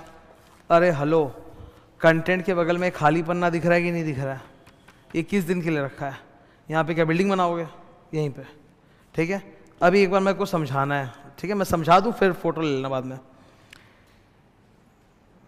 ये ऊपर क्या लिखा है? CA firm. Now let me give you a story, practical story है, ठीक है। चेन्नई में एक महात्मा गांधी रोड बोल के जगह है। महात्मा गांधी रोड भारत के हर बड़े शहर में है।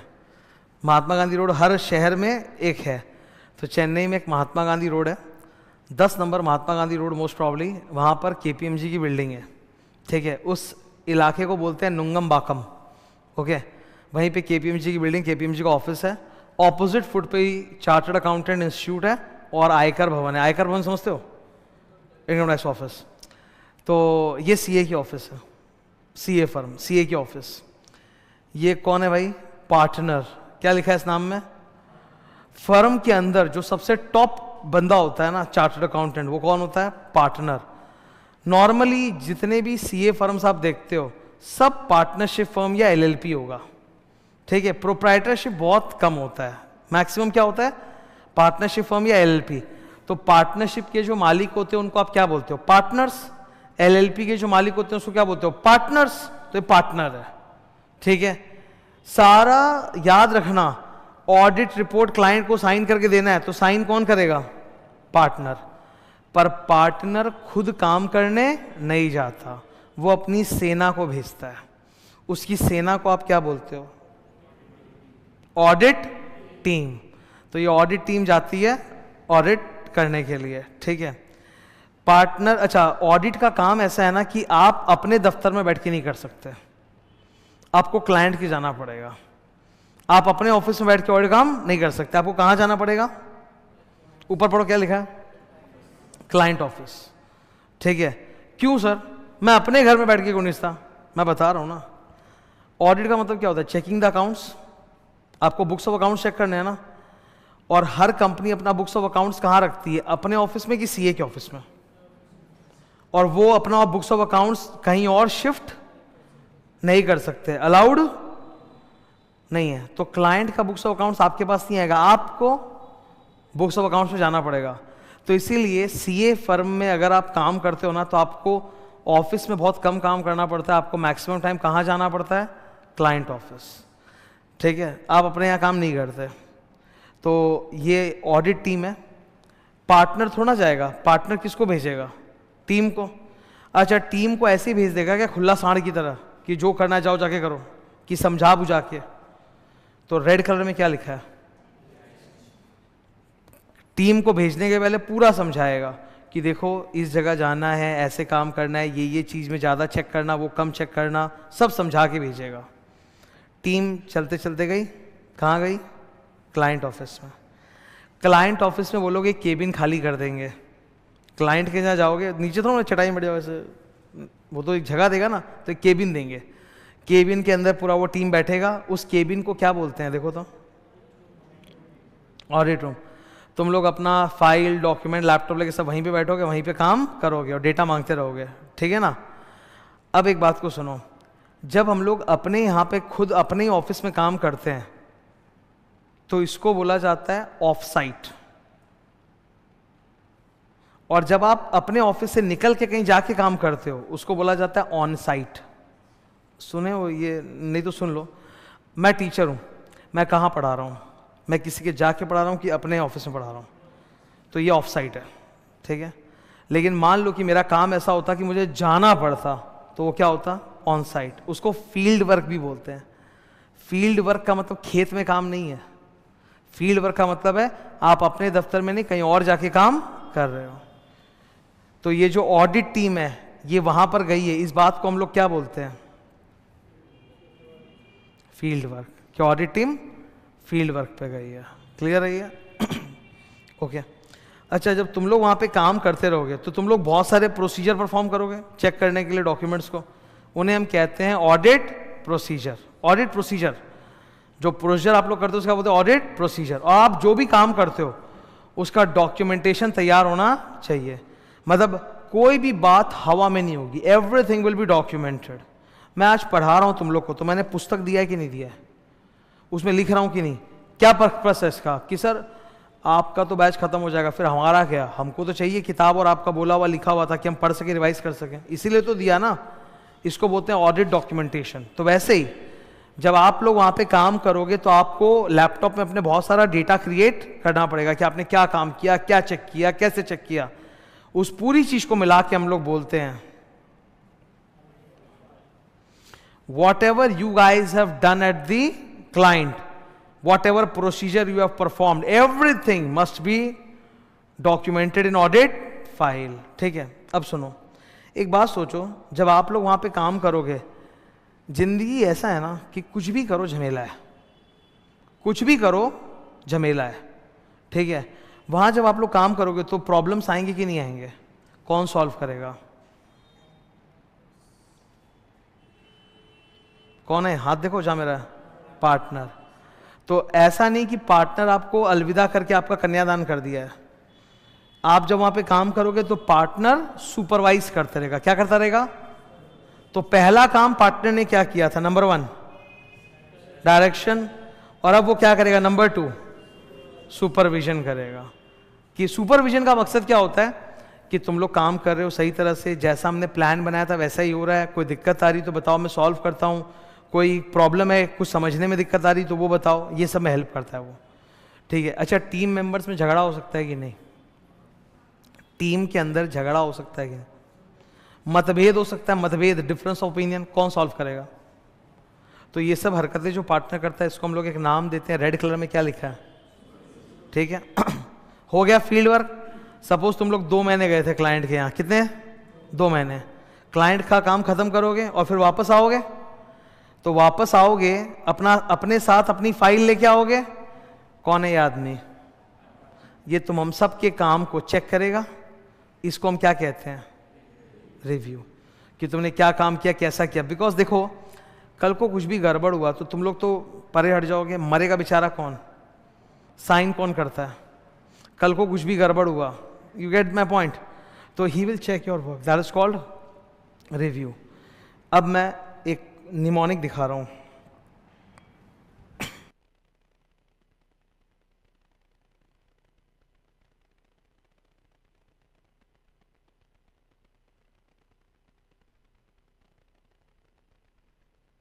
क्या लिखा है? DSR। पार्टनर क्या काम करता है? सर 3 काम करता है। DSR full form direction, supervision. अच्छा, ऑर्डर चेंज कर सकते हैं क्या? पहले रिव्यू फिर डायरेक्शन होगा क्या? पहले डायरेक्शन देता है फिर और फिर रिव्यू करता है। ये याद रखना, ये पूरे बैच में बार बार बोलूंगा मैं, DSR DSR DSR DSR। कई स्टूडेंट्स को लगा सर ये इतना सारा जो बात बता रहे हो तुमको याद नहीं रहेगा। अरे ये आज लास्ट टाइम नहीं है, 50 बार आएगा। ऑडिट की क्लास में जितने बार एक टॉपिक आता है मैं बार बार फिर पढ़ाता हूं ताकि मल्टीपल टाइम क्लास के अंदर ही रिवीजन हो जाए। आज तो फर्स्ट टाइम चल रहा है। DSR direction, supervision, review. Very good. ये दिख रहा है अपने को? ठीक है। कोई दिक्कत तो नहीं है? ओके अब थोड़ा सा टेक्निकल बात करेंगे। ओके थोड़ा टेक्निकल बात करेंगे। ये दिख रहा है लिखा बोर्ड पे, लेट्स डिस्कस।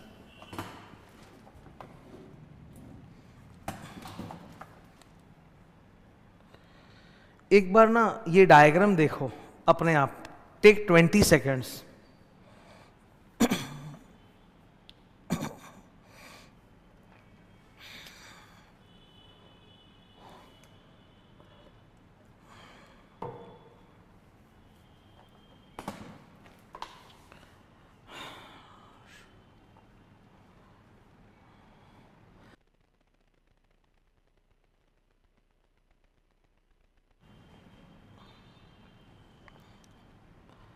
पढ़ा? अच्छा, 3 चीजें लिखी हैं बोर्ड पे, एकदम सच बोल रहा हूं। क्लास 11 जब तुम कॉमर्स लिए होगे तब से लेके आज तक तुमने सिर्फ ये किया है। ये तो सर हम लोग कभी करते ही नहीं है। क्या है सर ये? एक बात सोचो जरा, कोई भी सम सॉल्व करते हो तो सम्स का ट्रांजैक्शन का डेटा तो लोग लिख के देते, तब तो तुम एंट्री पास करते हो। पर किसी ने तो वो ट्रांजैक्शन को लिखा होगा, तब तो तुम एंट्री पास करोगे। तो जब एक ट्रांजैक्शन होता है और उसको आप लिखते हो पहली बार, उसको कहा जाता है बुक कीपिंग। मेरी बात समझ रहे हो? Book keeping. अरे तुम सम सॉल्व कर रहे हो तो सम्स तो कोई बनाया होगा ना, तो सम का डेटा वो तो रखना पड़ता है। तो जब भी किसी कंपनी में कोई भी ट्रांजैक्शन होता है तो ट्रांजैक्शन को जो इनिशियली आप रिकॉर्ड करते हो ना, उसको कहते हैं बुक कीपिंग। अब मैं एक एग्जांपल देता हूँ। अभी घड़ी में बज रहे हैं 12:30 के अप्रॉक्सीमेटली कुछ, ठीक है। सुबह से एडमिशन्स हो रहे हैं सेंटर पे। ओके, तुमको क्या लगता है कोई पीछे बैठ के डबल एंट्री मार रहा है क्या? नहीं, एडमिशन्स हो रहे हैं, ट्रांजैक्शंस हो रहे हैं, इनवॉइसेस बन रहे हैं, फॉर्म्स बन रहे हैं। बाद में सारे इनवॉइसेस और फॉर्म्स को जमा करके एक साथ में एंट्री मारा जाएगा ना। जब एंट्री मारा जाएगा उसको बोलते हैं अकाउंटिंग। लेकिन ये जो फॉर्म भराया जा रहा है, ये जो इनवॉइस बन रहा है, ये क्या है? Bookkeeping. So the first step is bookkeeping. Bookkeeping is the art of classifying, recording, summarising the transactions. Class 11 में सुना होगा। बुक कीपिंग में आप ट्रांजैक्शन को एक बार पुट कर लेते हो, एंट्री पास, फिर आप अकाउंटिंग में आते हो। यहां आप क्या करते हो? Double entry, double entry, double entry, narration, double entry, यही करते हो। आंसर लास्ट स्टेप है, वो तुम लोगों ने 50% किया है आज तक। क्या लिखा पढ़ो। अब एक बात को समझो आप, फाइनेंशियल रिपोर्टिंग यानी preparing the FS, financial statements. Financial statement में आज मैंने शुरू बताया था सुबह, कितनी चीजें आती है? 5। बीएस, अब तो बोल सकता हूं, बीएस, पीएल, कैश फ्लो, सोसी, नोट्स। सही बोला मैंने? ठीक है। तुमने आज तक बीएसपीएल कई बार बनाया, हो सकता है शेड्यूल 3 वाला भी बनाया हो बीएसपीएल, सही। कैश फ्लो स्टेटमेंट भी बहुत बार बनाया, सोसी कभी कभी बनाया होगा, कभी कभी, पर नोट्स कभी नहीं बनाया इंसान की तरह। अब ये मत बोला सर हम भी एक बार बनाए थे 2 लाइन का नोट्स। नोट्स 2 लाइन का नहीं होता बाबू, नोट्स 40-50 पेज का होता है। बनाए हो कभी? हो ही नहीं सकता सर, सिलेबस ही नहीं उसका। नोट्स कभी आज तक नहीं बनाए।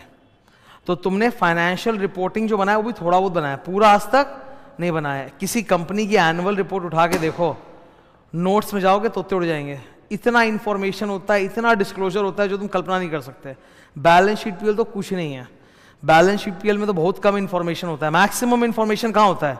नोट्स के अंदर। ये पांचों चीज के कॉम्बिनेशन को हम लोग बोलते हैं एफएस। और एफएस बनाने की प्रक्रिया को हम कहते हैं एफआर। एफआर का फुल फॉर्म। नाउ 2 नाम तुमको याद होने बहुत जरूरी है। क्या तुम लोग बैलेंस शीट पीएल किसी भी फॉर्मेट से बना सकते हो कि as per schedule 3? Assume company क्या तो शेड्यूल 3। दूसरा, आपको एएस फॉलो करना पड़ेगा कि नहीं? करना पड़ेगा ना, अकाउंटिंग स्टैंडर्ड्स। तो जितना भी फाइनेंशियल रिपोर्टिंग होता है हिंदुस्तान में, वो as per schedule 3 and AS या इंड एएस होता है। ठीक है। अब एक बार थोड़ा सा, आज पहली क्लास है, एक बार मेरे को समझाना पड़ेगा। मुझे नहीं पता कि तुमको अकाउंट्स या अकाउंटिंग स्टैंडर्ड्स कितना आता है, जानने की ज़रूरत भी नहीं है। जो जितना मुझे यहाँ पे पढ़ाते हुए चाहिएगा उतना मैं अवश्य बताऊँगा। तो मैं हल्की सी छोटी सी चीज़ दिखाना चाहता हूँ, मतलब वो मुझे बहुत अच्छी लगती है, क्या पता शायद तुमको पसंद आए।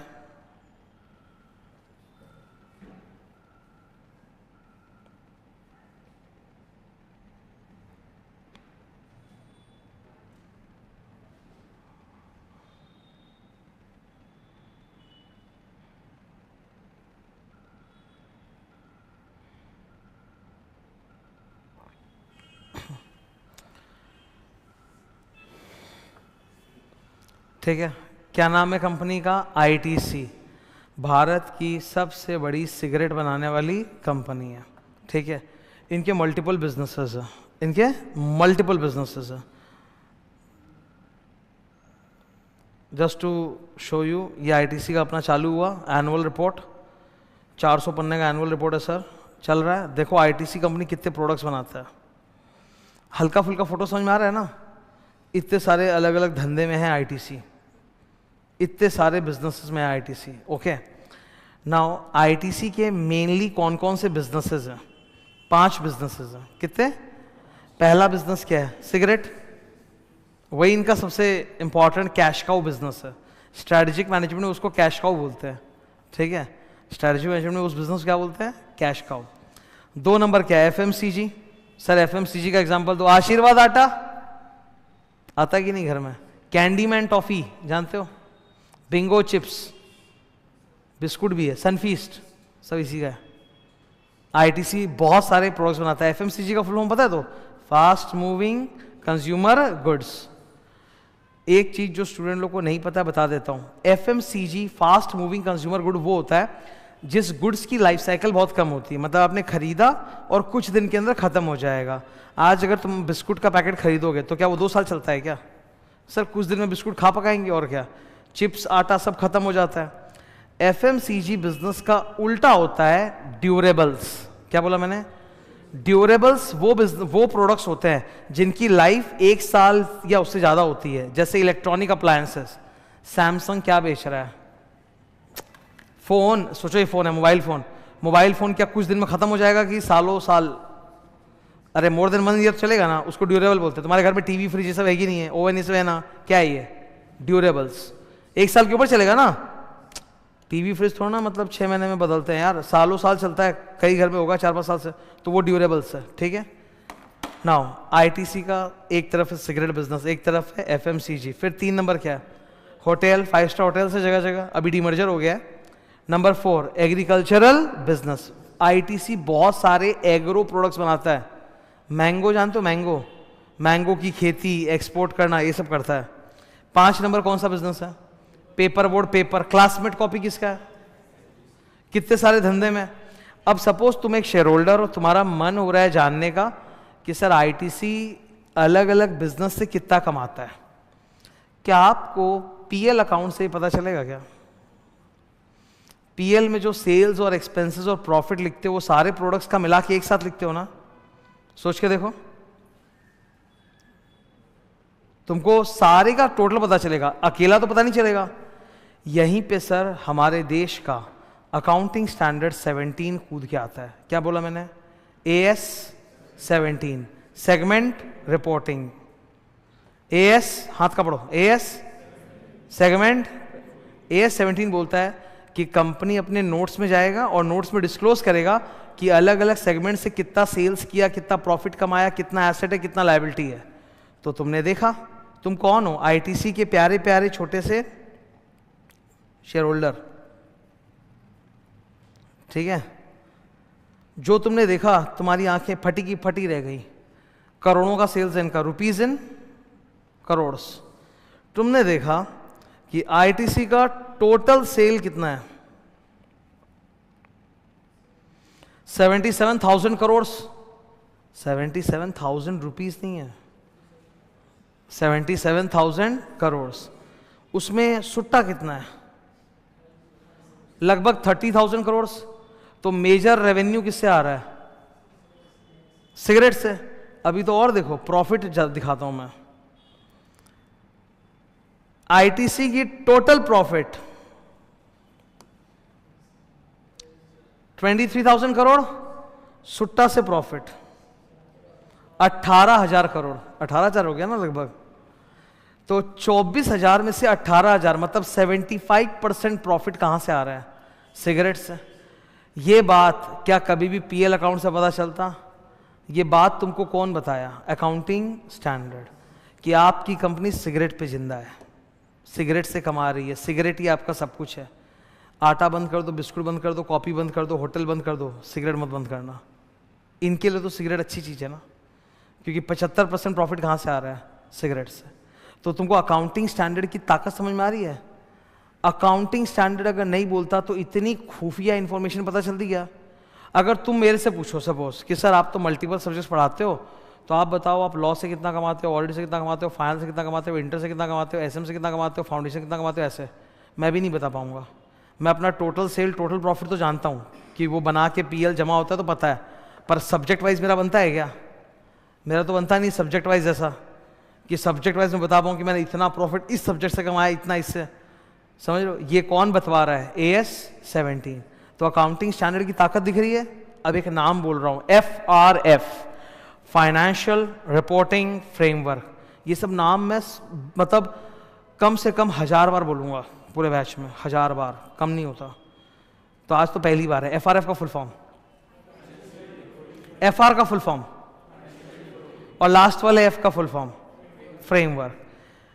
जब भी आप पढ़ो फाइनेंशियल रिपोर्टिंग फ्रेमवर्क, उसका हिंदुस्तान में 2 ही मतलब है।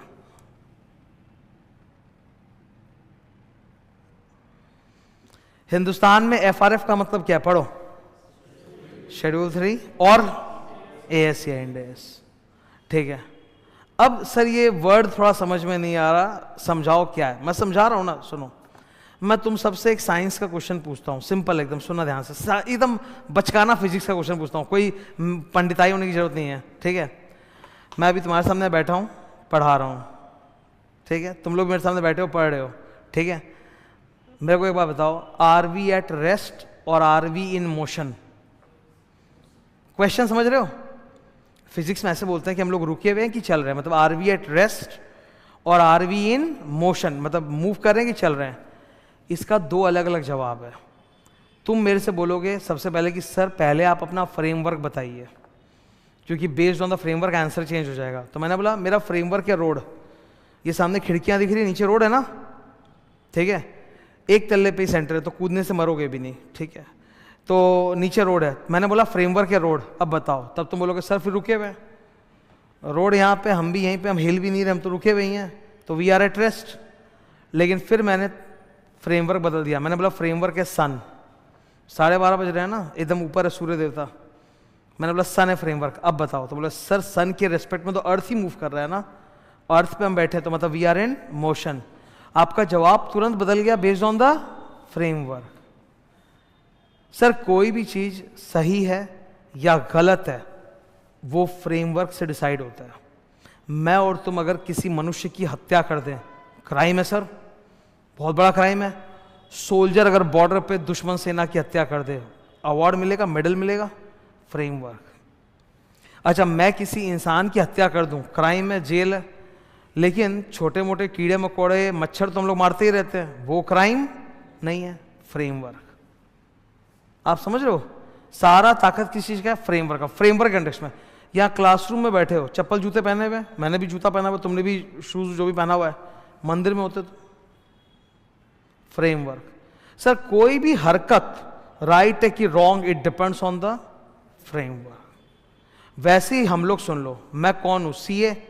मुझे अल्टीमेटली क्लाइंट का फाइनेंशियल स्टेटमेंट चेक करके बोलना है ऐसे या ऐसे। अब ये ऐसे या ऐसे, it depends on the framework. Hindustan में फ्रेमवर्क क्या है? ये अगर इसके हिसाब से फाइनेंशियल स्टेटमेंट सही है तो सही है, अगर इसके हिसाब से अकाउंटिंग स्टैंडर्ड के हिसाब से अगर फाइनेंशियल स्टेटमेंट गलत है तो गलत है। ठीक है। अच्छा हमारे देश का फ्रेमवर्क और अमेरिका का फ्रेमवर्क सेम होगा कि अलग होगा? भाई AS और इंड AS, भाई इंड AS में तो नाम ही इंड है, इंड क्या है? इंडिया। तो अमेरिका का तो फ्रेमवर्क अलग होगा। जो चीज, जो फाइनेंशियल स्टेटमेंट्स इंडिया में मैं बोलूंगा ऐसा, अमेरिका में मैं जाके बोलूंगा ऐसा, क्योंकि इंडिया के फ्रेमवर्क के हिसाब से वो सही है, पर अमेरिका के फ्रेमवर्क, यूएस गैप सुने हो? यूएस गैप, IFRS, उसके हिसाब से हो सकता है वो गलत है। तो एक चार्टर्ड अकाउंटेंट हमेशा चेक करता है कि फाइनेंशियल स्टेटमेंट जो बना है वो एकदम as per the financial reporting framework बना है कि नहीं। अगर हाँ तो सही है, वरना वो गलत है। ये क्लियर है? नाउ इधर देख लो, अकाउंट्स के 3 प्रोसेस क्या होते हैं? Book keeping, financial reporting. समझ में आ रहा है? शेयर होल्डर्स को, सावधान, शेयर होल्डर्स को क्या सर्कुलेट किया जाता है? फाइनेंशियल स्टेटमेंट्स या accounts? Financial statements. Account circulate, मैंने एक डायलॉग लिखा है लास्ट में, पढ़ो तो क्या लिखा है? इज इट राइट और रॉन्ग? Tell me. मैं सच बोल रहा हूं ना? सर अकाउंट्स में बहुत कुछ होता है, journal entry, ledger, cash book, day book, subsidiary ledger, petty cash book, BRS, trial balance, class 11 के चैप्टर्स बोल रहा हूं मैं। क्या ये सब आप शेयर होल्डर्स को देते हो? आप क्या देते हो? Balance sheet, PL, cash flow. It is nothing but summary of accounts. तो अपना जो हीरो है ना, सीए या हीरोइन सीए, जो भी सीए जो है वो हमेशा अकाउंट्स को एफएस के साथ मैच कराता है कि जो भी कंपनी ने एफएस सर्कुलेट किया है वो अकाउंट से मैच कर रहा है कि नहीं कर रहा है, पूरा वो चेक करता है। वो बुक कीपिंग को भी चेक करता है कि ट्रांजैक्शंस को आप लोग सही कैप्चर किए कि नहीं किए। You getting my point? Share holder को सिर्फ इतना सा दिख रहा है, सीए को सब कुछ देखना पड़ेगा, सब कुछ चेक करना पड़ेगा। I come to the beginning of my class where I told you audit is not vigilance. Vigilance का मतलब होता है खाली ऊपर से देखना, निगरानी करना, कुछ गलत तो नहीं हो रहा। Audit is verification. तो एक सीए को, ऑडिटर को सब कुछ वेरीफाई करना है, bookkeeping, accounts and then FR. वो सिर्फ एफआर देख के नहीं बोलता ये या ये, उसको पूरा बैकग्राउंड देखना पड़ता है। Are we clear? ठीक है।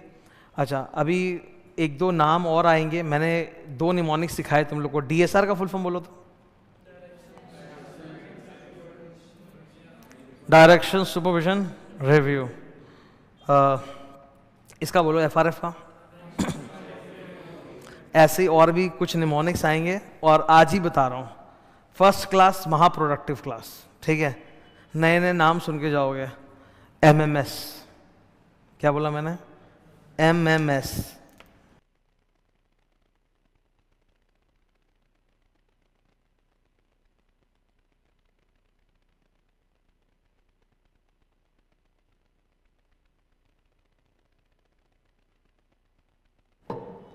एमएमएस का full form material miss statement. क्या बोला?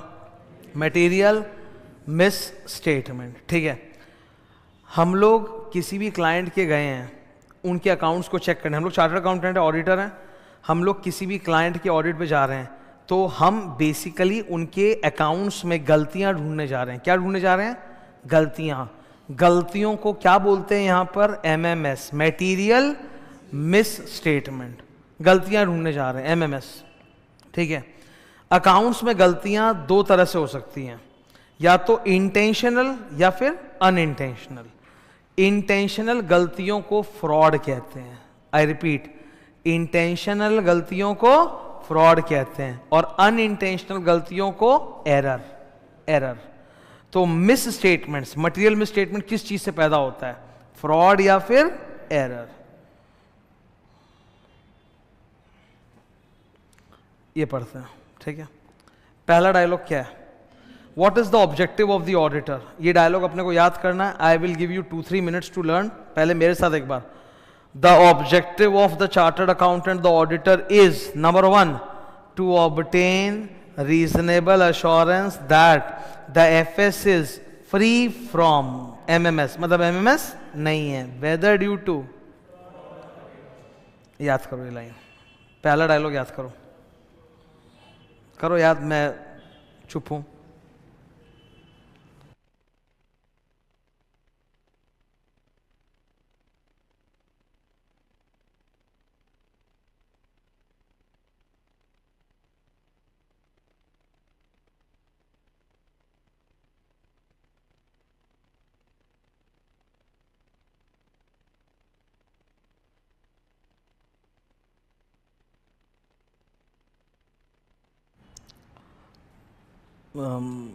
ठीक है, what is the objective of the auditor? To obtain reasonable assurance that the FS is free from MMS। कि FS के अंदर MMS नहीं है, whether due to fraud और error। ठीक है। अच्छा, एक चीज आप याद रखना, ऑडिटर का जो काम है ना, उसकी अपनी कुछ लिमिटेशंस है। वो 100% परफेक्ट नहीं हो सकता।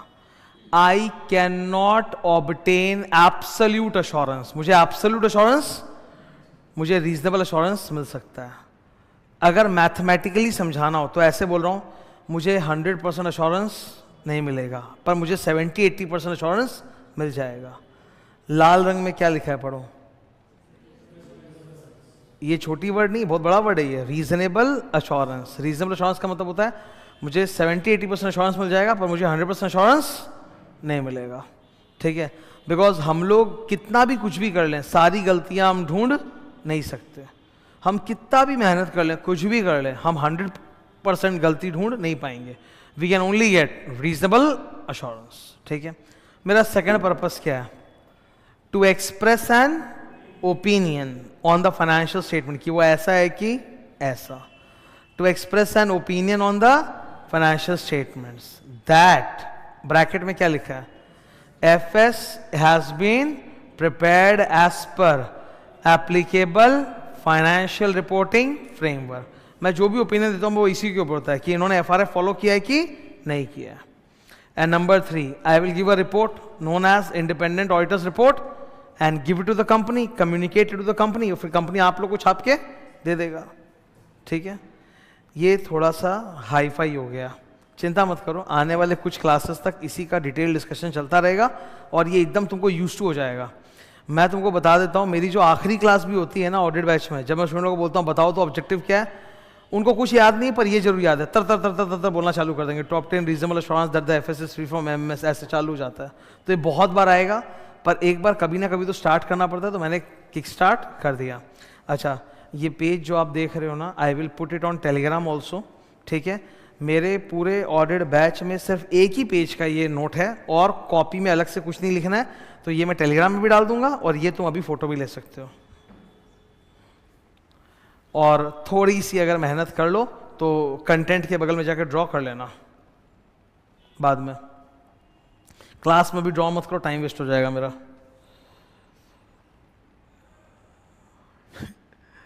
इसमें आ गए पिछले बैच के स्टूडेंट्स, मैं बोल रहा हूं और सब डेफिनेशन पूरा सुना रहे हैं।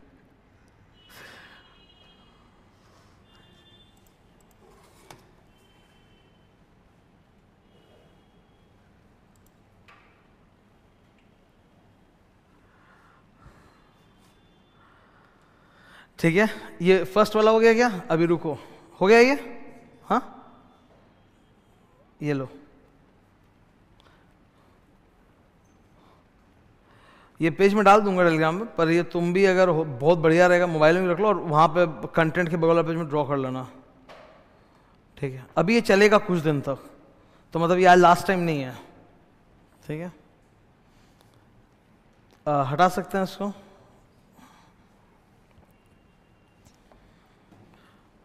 एक बार इतना कुछ जो मैंने आज पढ़ाया एक बार थोड़ा समराइज करते हैं, ठीक है। सबसे पहले ऑडिट सब्जेक्ट का मतलब क्या होता है, वेरिफिकेशन, मतलब कंपनी के पूरे बुक्स ऑफ अकाउंट्स का वेरिफिकेशन करना, ये देखना कि कंपनी ने फाइनेंशियल स्टेटमेंट्स जो बनाया है वो सही है कि नहीं, जो शेयर होल्डर्स को, लेंडर्स को और गवर्नमेंट को सर्कुलेट किया जाएगा, उसके ऊपर ओपिनियन देना कि वो सच्चा है कि झूठा। हम जो ओपिनियन देते हैं उसका एक नाम होता है, सुन लो। जब मैं ऐसा करूं इसका मतलब सब अच्छा है, इसको प्रॉपर भाषा में बोलोगे unmodified opinion. I repeat, unmodified opinion, UO, unmodified opinion. इसका मतलब गड़बड़ है, इसको बोलेंगे मॉडिफाइड ओपिनियन, MO, ठीक है। ये बहुत प्रैक्टिस होगा, बहुत बार आएगा, लिखा हुआ आएगा, सब किताब में लिखा हुआ है। ये जस्ट एक इंट्रोडक्शन है कि अंदर घुसने के पहले तुम्हारा वार्म अप हो गया है, समझ रहे हो। इसका मतलब क्या बोलो, और इसका मतलब क्या है, समझ गए, ठीक है। फिर अपनी बात हुई कि chartered accountant has to be in practice, firm या प्रोप्राइटरशिप चलेगा, इंडिपेंडेंट होता है, कंपनी का एम्प्लॉई नहीं होता, स्टैट्यूटरी पोजीशन होता है। जब हम लोग CA का काम करते हैं तो हम लोग को अपने ऑफिस में बैठ के नहीं बल्कि क्लाइंट के जाके काम करना पड़ता है, इसको क्या बोला जाता है, फील्ड वर्क। अभी मैं तुमको एक उदाहरण देता हूँ छोटा सा, ठीक है। एक स्टूडेंट है, ठीक है, अच्छा स्टूडेंट है, बहुत ज़बरदस्त है। उसका हुआ क्या कि उसने ना जो बिग 4 वाली फर्म्स होती है ना, बड़ी बड़ी फर्म्स, उसमें अपना फॉर्म नहीं डाला, मतलब इंटर में फाड़ दिया है, इंटर में भयंकर मार्क्स आए हैं उसके, ठीक है। पर उसने आर्टिकलशिप के लिए बिग 4 वाले फर्म में नहीं डाला, केवल एक बिग 4 में डाला। तो मेरे को बड़ा आश्चर्य हुआ कि यार तेरा तो हो ही जाएगा, तू क्यों नहीं डाला? तो उसने बोला सर मैं लोकल जगह का नाम ले रहा हूँ, क्या लग रहा है शहर के अंदर ही। बोला कि सर मेरा घर तो यहाँ पे है और जो 3 बिग 4 है ना वो बहुत दूर है मेरे घर से, तो मैं रोज जितना आऊँगा जाऊँगा उसी में मेरा 3 घंटा लग जाएगा, और एक बिग 4 मेरे घर के बगल में, उसमें मैंने डाला है। मैंने समझाया उसको कि तुम किसी भी सीए फर्म में आर्टिकलशिप कर लो, तुम डिस्टेंस मत देखो, क्योंकि तुम सीए फर्म में तो रोज जाओगे ही नहीं, तुम जाओगे कहाँ? क्लाइंट ऑफिस में। तुम सोच रहे हो ये सीए फर्म घर के बगल में, इसमें ज्वाइन करें, अल्टीमेटली जब वहाँ ज्वाइन करोगे तो काम करने के लिए रोज रोज सीए फर्म में जाओगे कि क्लाइंट ऑफिस में, और क्लाइंट ऑफिस तो दूर हो ही सकता है। तो सीए फर्म का एड्रेस मत देखो, क्लाइंट ऑफिस का एड्रेस देखो, क्योंकि होता क्या है जब आप किसी सीए फर्म में काम करते हो ना तो आपको वो लोग बांध देते हैं। बांध देते मतलब वो लोग बोलते हैं कि ठीक है 1 हफ्ते तक तुमको इस क्लाइंट के जाना है, तो अब 1 हफ्ते तक तुम ऑफिस आओगे ही नहीं सीए वाली, तुम सीधा अपने घर से क्लाइंट, क्लाइंट से सीधा घर। तो तुमको ऑफिस का एड्रेस देके फायदा क्या है? अब मैं जब केपीएमजी में था, अगर मेरे रोज का अटेंडेंस निकालो, मतलब जो साल भर का, मैं केपीएमजी में तो सर हार्डली 10% टाइम था, 90% टाइम तो मैं इधर ना उधर ना उधर ना उधर किसी और क्लाइंट के रहता था। साल भर के अंदर कम से कम 10-15 क्लाइंट घूम लिए होंगे, सब अलग अलग अलग अलग लोकेशन पे। केपीएमजी ऑफिस में तो मात्र 10% टाइम में रहता था, ठीक है, मतलब कभी कभी जाना होता था, मैक्सिमम जाना पड़ता ही नहीं है, ठीक है, आपको क्लाइंट लोग के जाना पड़ता है। अच्छा, एज अ स्टूडेंट मैं तुमसे जानना चाहता हूँ, व्हाट डू यू थिंक, ये गुड है कि बैड है? Answer as a student.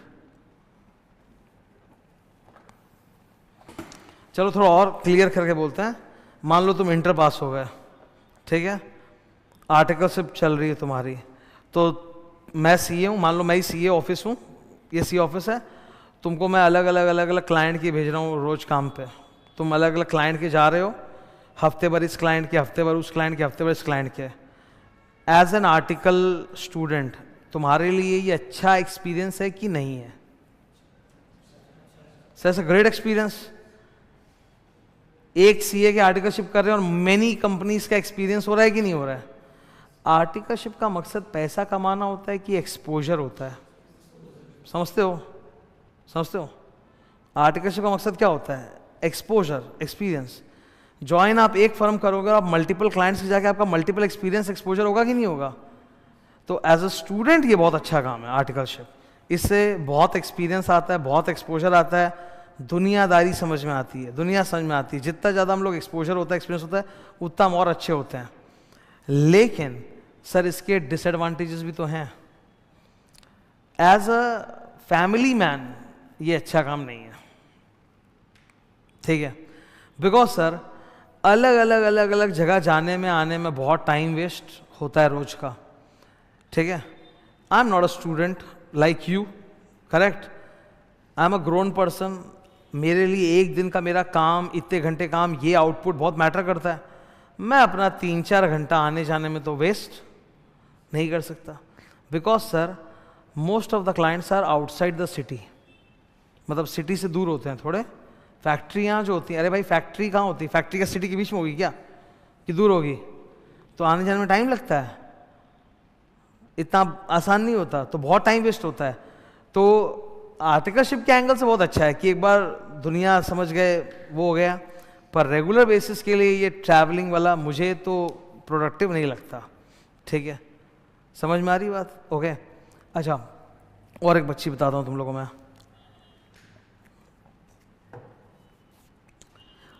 Articleship बड़े से बड़े फर्म में करना चाहिए।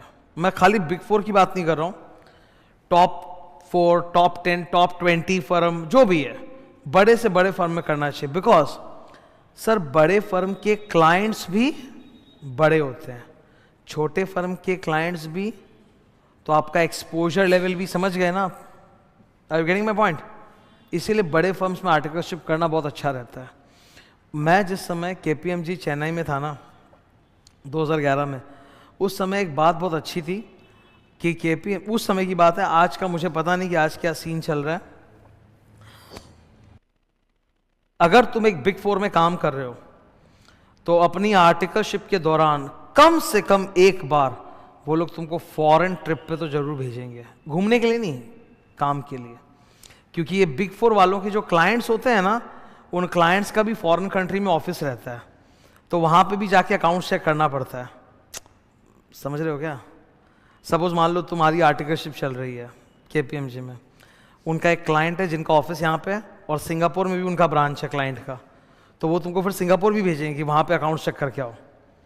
अब तुम्हारे लिए तो सिंगापुर की यात्रा हो गई कि नहीं हो गई? तुम्हारा तो वीज़ा हो गया, पासपोर्ट हो गया, रेज्यूम में लिख भी सकते हो मैं गया था 7 समुंदर पार, पता नहीं कितना समुंदर पार पर मैं गया था। ये सब होता है। एक्सपोजर बड़ा होता है कि नहीं होता? एक्सपोजर एक्सपीरियंस जितना बड़ा होता है ना इंसान का, उतना वो आगे लाइफ में और अच्छा कर पाता है। एक्सपीरियंसेस, एक्सपोजर्स, तो वो सब तुमको मिलते हैं यहाँ पे, ठीक है। पर एज आई सेड, ये डिपेंड करता है कि तुम क्या हो, तुम स्टूडेंट हो कि तुम क्वालिफाइड पर्सन हो, क्या हो, उस पर डिपेंड करता है। क्योंकि जहाँ फ़ायदे हैं वहाँ नुकसान भी है। ट्रैवल ट्रूवल ज़्यादा करके काम पे जाने से डेली का 3-4 घंटा नष्ट होता है, ठीक है। ये डन है। अच्छा, फील्ड वर्क पे कौन जाता है? पार्टनर की टीम। देखिए सर, जाने को तो पार्टनर भी जाता है कभी कभी, पर रोजाना पार्टनर नहीं जाता। पार्टनर मेनली ऑफिस में ही बहुत काम हैंडल करता है रिव्यू का। तो पार्टनर अपनी टीम को काम पे जब भेजता है, इंग्लिश में इसको बोलते हैं डेलीगेशन ऑफ वर्क। क्या बोलते हैं? Delegation of work to assistants. अच्छा, ये मुझे एक प्रैक्टिसिंग सीए की सबसे खूबसूरत बात लगती है कि वो अपना काम अपनी टीम को देके करवा सकता है, मैं नहीं करा सकता। सपोज मान लो किसी दिन मेरा मन किया आज नहीं पढ़ाऊंगा, क्या मैं किसी को भिजवा के यहां पढ़ा सकता हूं? I can't delegate, but he always delegates. ये खुद जाता ही नहीं फील्ड वर्क पे, किसको भेजता है? टीम को। तो इसको हम लोग बोलते हैं डेलीगेशन ऑफ वर्क। क्या बोलते हैं? डेलीगेशन। तो डेलीगेट करके काम करवाता है। When a partner delegates his work to his assistants, he has to do 3 things: TSR, direction, supervision, review, ठीक है। अच्छा, every company has to prepare its financial statements as per FRF, financial reporting framework. अच्छा, India में financial reporting framework कौन है? Accounting standards, या final में जाओगे तो इंड AS, पता ना तुम लोगों को, इंटर में AS, फाइनल में इंड AS, पता ना, ठीक है। तो और क्या बोलो? शेड्यूल 3। तो आपको देखना है क्लाइंट ने अपना financial statements as per the financial reporting framework बनाया है कि नहीं बनाया है। हम जो भी बोलते हैं ना ऐसे अनमॉडिफाइड या modified opinion, it is based on the framework. Framework के हिसाब से सही होना चाहिए, ठीक है। क्लियर है? अच्छा, मैं एक छोटा सा एग्जांपल और देना चाहता हूँ। सेम चीज को देखने के अलग अलग पर्सपेक्टिव हो सकते हैं कि नहीं? हो सकते हैं। हम सब जो यहां बैठे हैं, हम सब को अलग अलग लोग अलग अलग पर्सपेक्टिव से देखते हैं कि नहीं देखते हैं? मेरी बात को समझो। जैसे एक सिंपल सा एग्जांपल है, तुम अगर कहीं जॉब इंटरव्यू पे जाओगे, कहाँ जाओगे?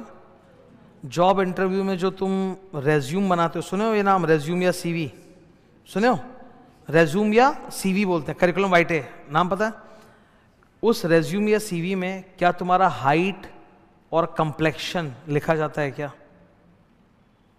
तुम लोग को पता है मैं क्या बोल रहा हूँ? जब जॉब के लिए या आर्टिकलशिप के लिए कहीं एप्लीकेशन डालोगे तो रेज्यूम बनाओगे ना अपना, रेज्यूम में हाइट लिखी जाती है क्या? कंप्लेक्शन लिखा जाता है क्या? गोत्र लिखा जाता है क्या? लेकिन सर जब शादी के लिए बायोडाटा बनता है, समझते हो, शादी के लिए बायोडाटा बनता है तो उसमें ये सब लिखा जाता है ना सर, क्योंकि पर्सपेक्टिव और फ्रेमवर्क अलग है। तो अलग अलग फ्रेमवर्क पर्सपेक्टिव में इंफॉर्मेशन राइट रॉन्ग अलग अलग हो जाता है। जो चीज़ें आप शादी के बायोडाटा में लिखते हो वो आप अपने रेज्यूम में नहीं लिखते। सोच के देखो मैं गलत बोल रहा हूँ क्या? बायोडाटा जब बनता है तो तुम अपना पर्सनल डिटेल एकदम डालते हो कि नहीं डालते हो? हाइट, वेट, कंप्लेक्शन, ये सब रहता है, गोत्र फोत्र, कितना बच्चे पैदा हुआ, कुंडली मिलाना, ये सब चीज़ें उसमें नहीं आती। शादी के बायोडाटा में आपको अपने पूरे खानदान का डिटेल देना पड़ता है, father, grandfather, business, occupation of the family, ये सब तुम्हारे रेज्यूम में कभी नहीं आता। वैसे ही रेज्यूम में तुम लिखते हो सॉफ्ट स्किल्स, मतलब कंप्यूटर कितना आता है, ये एक्सपर्टाइज है, वो बायोडाटा में नहीं लिखते नहीं हो।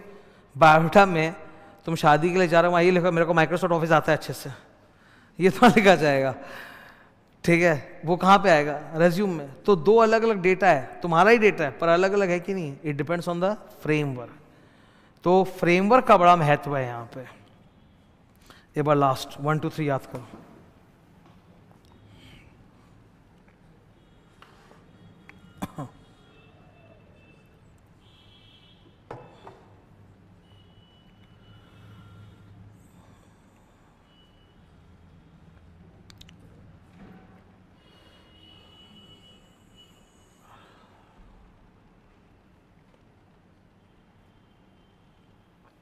फुल्लू।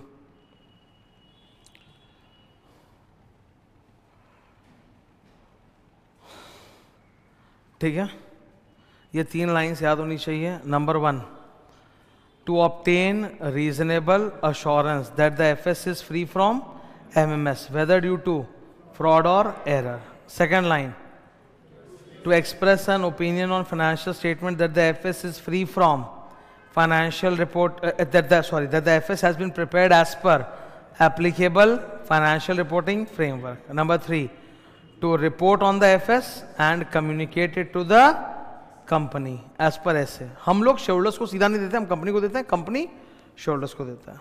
ठीक है, ये हो चुका सबका।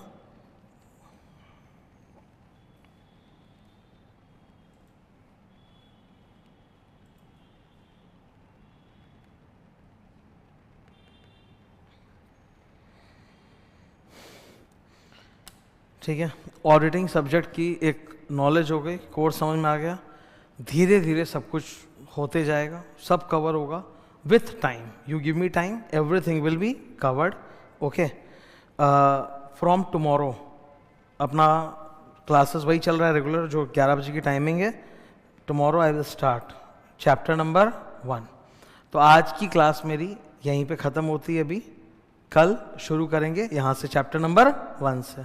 ठीक है, थैंक यू। और प्लीज़ टेलीग्राम पे रहना, वो जो भी मुझे देना मैं दे दूंगा। Okay, thank you.